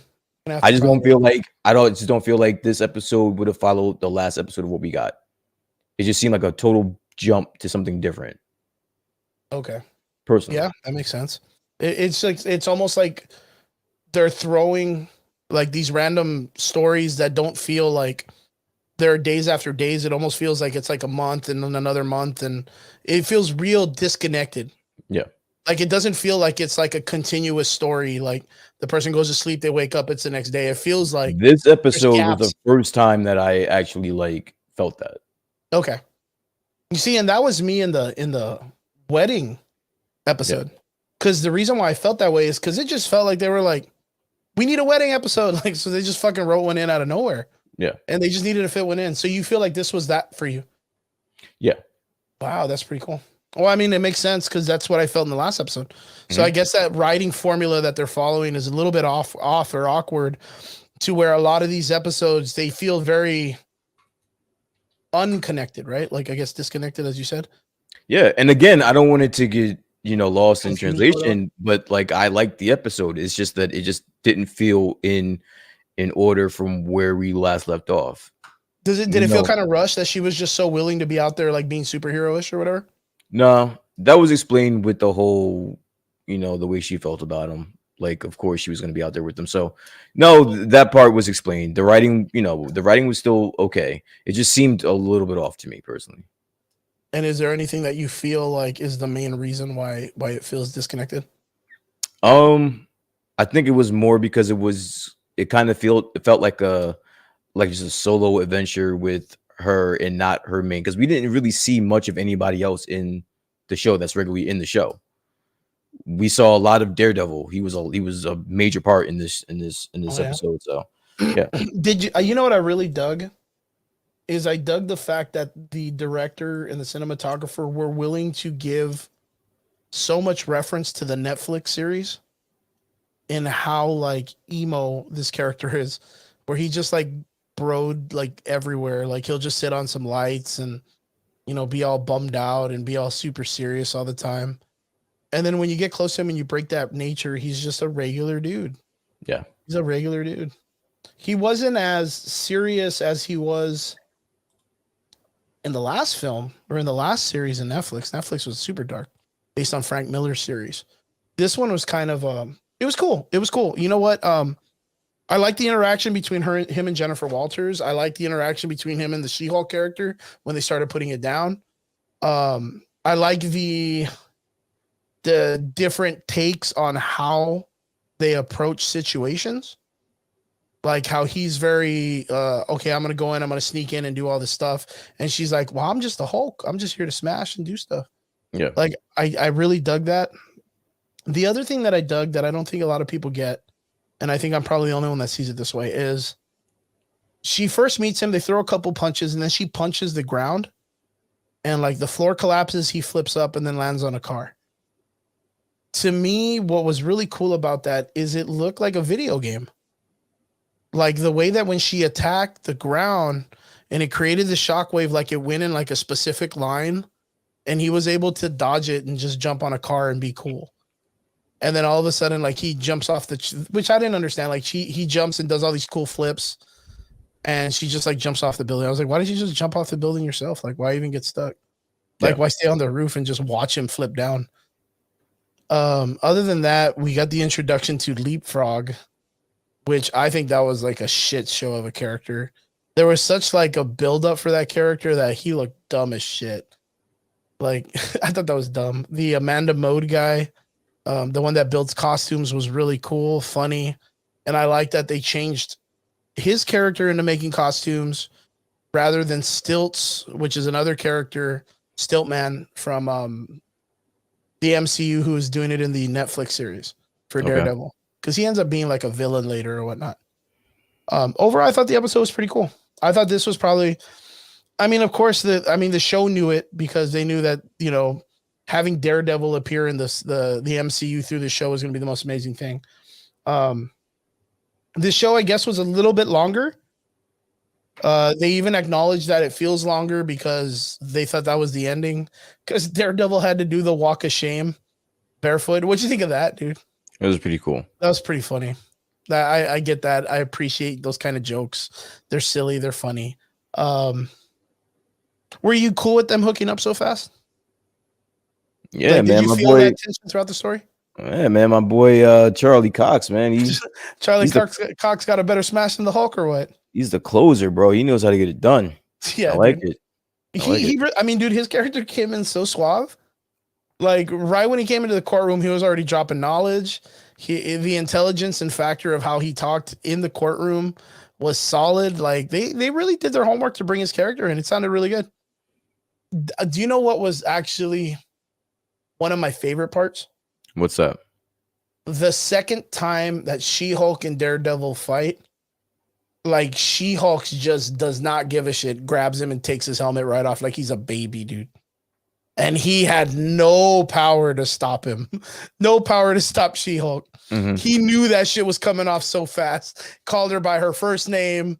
And even before he got it off, he's like, "It's me, Charlie." Like, dude, he was like, no dice. Can't touch the ground. Feet aren't on the ground. Like, he knew 100% he was done, man. Yeah. I thought to me that was like the most funniest, coolest way to power level the Hulk character compared to like a person like Daredevil. Because of course, like people are gonna be like, "Oh, well, who do you think's gonna win in a fight?" And she just fucking manhandles him and takes off his helmet. Like that was, to me, that was fucking funny, man. Yes, we did. Vince makes a really good comment, which I thought was very interesting. We did get a Red Hulk shout out and a Wolverine mention because the best friend comes in and has all the fucking makeup brushes, like telling her to get ready in the form of Wolverine. Now, the reason why the Red Hulk reference is something that's kind of wild to me is because the Red Hulk character is not an established character in the MCU until Thunderbolt Ross brings him out for the first time. No one in the world knows there's a thing called a Red Hulk. There's never been another color of Hulk. It's always been green. So for Jennifer Walters to be like, "Oh, what's going to happen? Is there going to be a Red Hulk or whatnot?" To me, I was like, "Oh, that's funny." Like she referenced the Red Hulk. Mhm. But that kind of sucks because there's supposed to be like a huge mystery later on to where no one even knew that there was a Red Hulk. So I don't know how that works. I guess it's cool, but I don't know how it's going to play off later. That's kind of like a shit thing. Gray Hulk. Okay, so Gray Hulk is Savage Hulk, which was the very first iteration of the Hulk in comic books. And the reason why is because they could not pull off that type of green in the comic book printing, so they had to make him gray. Mhm. So that's why he was gray in the first place. And then they ended up writing it into like being that Gray Hulk was a specific character, which was like the dumber than dumb Hulk that has like no issue of having Banner in his brain. He's just like a beast. Mm. Can we talk about Claw? Oh, Claw, dude, are you serious? Okay, so Claw is the Hulk version of Hulk. If that makes any fucking sense. Do you get what I'm saying? Do I get? He's the Hulk version of the Hulk. He's the Hulk version of the Hulk. Okay. So like there's this like one in George, do not tell me you like this character. Do not even start. There is a part in the comic, and it even just came out recently where they said this, where they were like, and it's so stupid. It's so stupid in the writing for them to be like, well, what happens when the Hulk hulks out? And then, of course, they give him like a new fucking Broly level 3 Super Saiyan Hulk level where the Hulk can then Hulk out and be another Hulk variation. Like, does that make sense? I hate that in writing, dude. Like, come on. And then, okay, cool character design. His name is literally the Hulk backwards. And that's why it's K-L-U-H. Hulk. And I can't even pronounce it. Claw. It's Claw. And he's literally the Hulk when the Hulk becomes so mad and irradiated that he hulks out. Gotcha. But like he's already the Hulk. That's the whole fucking thing of the Hulk. Like that's his thing. Like who the fuck? Like how bad of a writer do you got to be like? You walk into the fucking boardroom and they're like, "Hey man, we got to make a new episode of the Hulk. What do we do? And the guy goes, what if the Hulk hulks out? And there's like 5 dudes in this meeting room, and they're like, print that shit. Let's go. I'm just trying to hear. I'm sitting here trying to decipher what is your problem with this character. It's not. Oh, come on! You cannot tell me that's like, hey, that's not bad or whatever. Like, I just you can't don't tell know me why that's you good put writing. so much energy into thinking about that, though. It's okay. You got me because I really But- don't know where it was going. We were talking. About I'm sitting here trying to figure out where the fuck you're going with this part of my French again. It's because we were mentioned. Yeah, they mentioned it. George mentioned in the comments. How do we even get that's here? who that character is. It is the hulked out version of the Hulk. You Not go. to be mistaken He's with- the hulked out version of the Hulk. Do you know what I mean? No, dude, I don't know what the fuck you're talking about, bro. I'm gonna. Do you know what I mean? Let me show you right now. No, I don't know what you're talking about. And you know what? We have much more things to talk about. We don't have to get caught up on the Great Hulk. No, not at all. We don't need to. We don't talk about it. But here you go. This is what he looks like. Just so you know. That's what he looks like. It's pretty badass, though. Yeah, he looks cool as fuck. Like, and then like those lines are his skin breaking and him like irradiating out of it like energy. So that's why he's glowing, and he's got white hair or whatever. So that's Clud, just in case. Okay, so back to it. So we have the 8th episode of She-Hulk going into the 9th, which is the finale. Which are you excited for what we're gonna get for the next episode?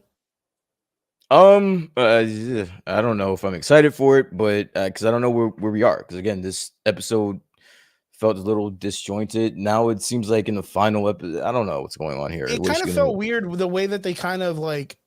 If they would have stopped right at the end when Daredevil slept Did his with thing. She-Hulk, that would have been fine. But now you're leading me to something that I might not be looking forward to next week. I don't know. They should have quit while they were ahead. But they did the thing that you said has been pretty meta that they've been doing, where they acknowledge these things where they knew that they were gonna be like, "Oh, we knew what you were expecting." So, like, even her at the end, she comes What in. is and she goes, what is anybody expecting here? they were like, "What? The episode's not ending? I thought we were finished. Okay, Why is it not ending?" Like, yeah, she literally knew. The writers knew you were gonna be like, "Wait, isn't that the end of the episode? Why are we still here? Like, why aren't you guys home? Like, leave me alone. Like, I just did my thing. Like, you guys can go. We can end there." And then all of a sudden the chick comes in and goes, "Dude, get ready. It's the gala episode." And she was like, she turns around and she goes, "What? The gala? So we're going to the finale?" Like, and then all of a sudden it goes to, I thought that was kind of meta. For me, it made me feel like the Daredevil part was a huge filler just to put him in the show. Okay. And then the gala part was the continuation of what had been going on in the Hulk episode. Yeah. Because if you would have removed the Daredevil part, Well, that's what I'm saying. It just felt disjointed. Again, it didn't just felt like a feel filler. It almost looked like they needed to put Daredevil in it. Yeah. Yeah, that's So, pretty much what I felt. Where it's just like they were like, "Hey, we got permission to use the Daredevil. We should totally put him in it." And they're like, "Dude, but we don't have a place to put him." They were like, "Yo, let's just put them against each other and then let's have them bang." Like they can Pretty fight much. each other and then bang at the end. And they were like, all right, cool. That And then, definitely sounds like some writers just getting high that just and sounds like being some like, shit that you they know were what? just like, dude, what do we We're just do? going- Yeah, exactly. Yeah. And then at the end, they're like, but dude, we have a whole, like, then that gives us like 15 minutes to put them into the gala. And they're like, dude, no one cares about the gala. Like, who the fuck cares about getting awards? Like, just fucking put them in there and then we'll just have our whole call and that's it. Okay, so how did you feel that the overall nature of this entire story leads up to like a sex tape scandal against the Hulk and it makes her rage out? And that Like now for some reason, some stupid reason, I don't think we're gonna get a big fight scene. Like I literally think we're gonna get a court case of Jennifer Walters having to defend herself against this guy, and then you're gonna get the leader to come out in some way. Like there's not gonna be a fight scene. The fight scene is gonna be a big court case for the finale, dude. I'm so disappointed in that. Well, like it has to be written very well, like really well. I don't know. I mean, I don't know what's gonna happen. I personally, I do think that would be a missed opportunity, but then again, I don't know. Again, I'm not. That's the great part about this show is that I don't have any expectations. And I Expectations. refuse to put any expectations on it. Just let it be what it is. If they don't give me a huge fight scene at the end, then so be it. But for what it is, for where it is right now as a show, I like it. So Yeah, I think like you said, it felt a little disconnected. I think because more the fact that it felt like a filler at the beginning, and then it picked up at the gala, which kind of felt more like the regular season. Um, I was kind of disappointed that they went with like a whole like someone recorded them having sex, and then they put it out there like almost like YouTube tube. God damn, what the fuck is wrong? This nerd juice is not working. This nerd juice ain't working. I was man. gonna say, yeah, that's false advertisement. You should This thing probably just made me way dumber than normal, dude. YouTube drama channels. yeah. Well, like that's what they kind of went with, dude. And then they went with this whole like anonymous thing where they were like, she stole the powers from the Hulk and blah. And it's like, what, dude? That's what this kind of ranges for? Like you attack her at like a lawyer's award ceremony? Like this? This is how you do this? Like this is the big baddie? Like this chick is like the Hulk strong and she's fighting haters? Like, yeah, all right. Sure, I'll go with it. Like, and then she like literally runs and grabs. You know why you don't get it? Because you are a hater, bro. You I'm a are hater, a hater, dude. I'm a hater. You were hating on Zac Efron earlier. Oh man, I what felt else? bad for that What dude, 'cause else? people What were else were you talking shit hating about him. on earlier? Oh, the other dude that was made that had the convention. You're just a hater today. So Yeah, I man. mean, I Fucking can fire- understand why. Fire festival, dude. Yeah, man. I don't. No, like to me, it was one of those things. Like, you know what? Like, I told you about this way before the series came out. That I was like, yo, dude, they're gonna have her Hulk out, and she's gonna go super pissed, and she's gonna go crazy. And lo and behold, she fucking gets super mad, turns around and smashes the fucking table, the TV screen, and then turns around and realizes her parents are there, but she still has her like her Hulk mad face. And then she fucking jumps, grabs one dude with a mask. And then the cops are all there, and then they're going to arrest her because she went crazy and she's realizing she kind of lost control for a couple minutes. And now, literally, that means she has to deal with the repercussions, which means it's going to be a court case, which means she's going to, like, I was expecting to see some kind of like some hulking out. Like, I wanted to see some fucking hulking out stuff. Well, I mean, I don't know. Me. I want to see action, but I don't know, dude. I think that being the fact that there's a face now, right? So she has something to go off of, a target now. So we don't know. She could be spending half of this episode or this next episode searching for whoever. It could be something like that. So she does have something to do other than being inside of a courtroom. So let's just see. Okay. Yeah, I mean, that's absolutely correct. We could be like half courtroom, then Titania comes in and tries to bail her out of jail to fight or whatever. Yeah. Because she's big mad. Like she's pissed. Yeah. So she's gonna want to figure out what's going on here. What's going on and stuff like that. And then the other two girls were like, leave it alone. Oh, well, they tried to calm her down, like, dude, don't do this. That was the friend, right? That was both of them? I know the colleague was the one like, yeah, nah, this is probably gonna be a bad idea. Yeah, the one that's always. But no, the friend was scrambling around trying to turn the shit off. Like she was the one that was like, "Who's doing this?" and turn it off. And was the other colleague, the other lawyer chick, trying to calm her down? Because there was a part of me that thought she might be connected to it. No, she was the one that said, "Jennifer, don't calm down, this." Right? Yeah. Yeah. Okay, that makes sense. Yeah. This episode was really cool. I really liked it. I thought it was pretty fun. I know there's a lot of like shit behind the scenes where a lot of people don't like it. I think that's just incoherent nonsense and doesn't really belong like in the film itself. I think Vince was right. I really think this episode was a lot better than what Andor gave us this week. But I think it's because of the fact that we got Daredevil and there was a good amount of fun action and banter between both characters. I think the writing between Daredevil and She-Hulk was very comic booky. I think the fight scene in the hallway was super good. And then all of a sudden she comes smashing through the thing. And then they have the fight scene in the warehouse. I thought it was really good. I like the dynamic between She-Hulk, being that she's a Hulk, and she goes up to the dude, the leapfrog guy, and she's there trying to like talk to him about like, hey man, you need to just don't do anything dumb, like be cool, like, and she's trying to be very like casual with him, and Daredevil's in the back just beating the fuck out of everything he could see, like straight up. So like, yeah, dynamically, I thought it was a good episode. So rating? Episode or both. Episode, I Episode. want to give it 8, and I'll give it an 8 for series as well.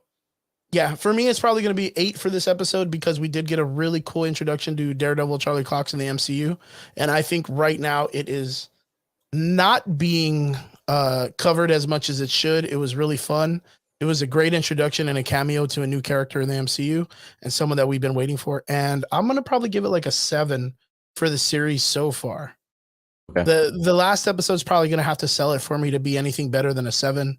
I think overall the entire episodes during the week have been a pretty good 7 during it. So I think the last episode's going to have to sell me if it's going to break that mark. So far better than Miss Marvel. So far better than Moon Knight. So far I think She-Hulk's been the better series right now. In the You last think this is better than Moon Knight?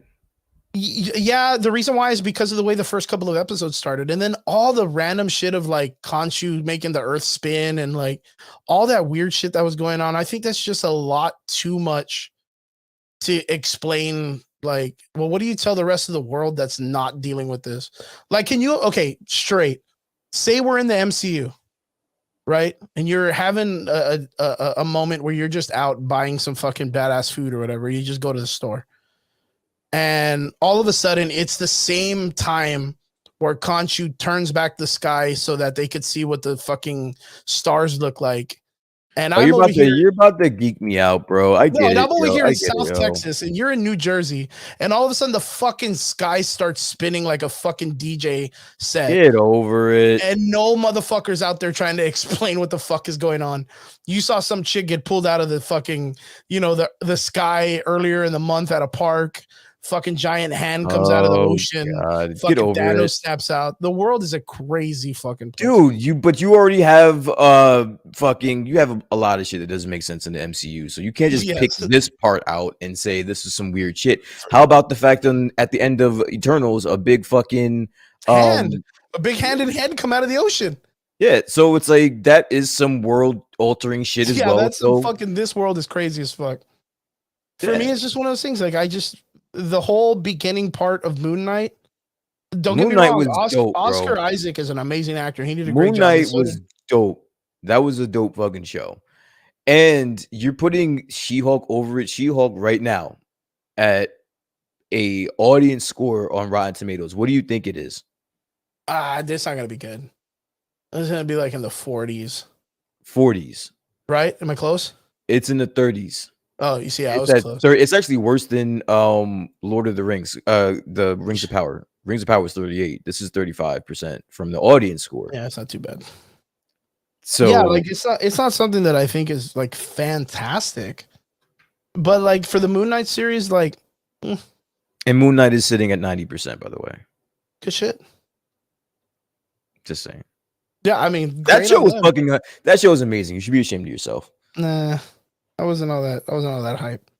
All right. But then again, too, like I wasn't all that hype for Moon Knight. I was hyped for She-Hulk. Like, because She-Hulk is at least a character I know history of. Oh God! All right, I know some stuff about her. We can move on.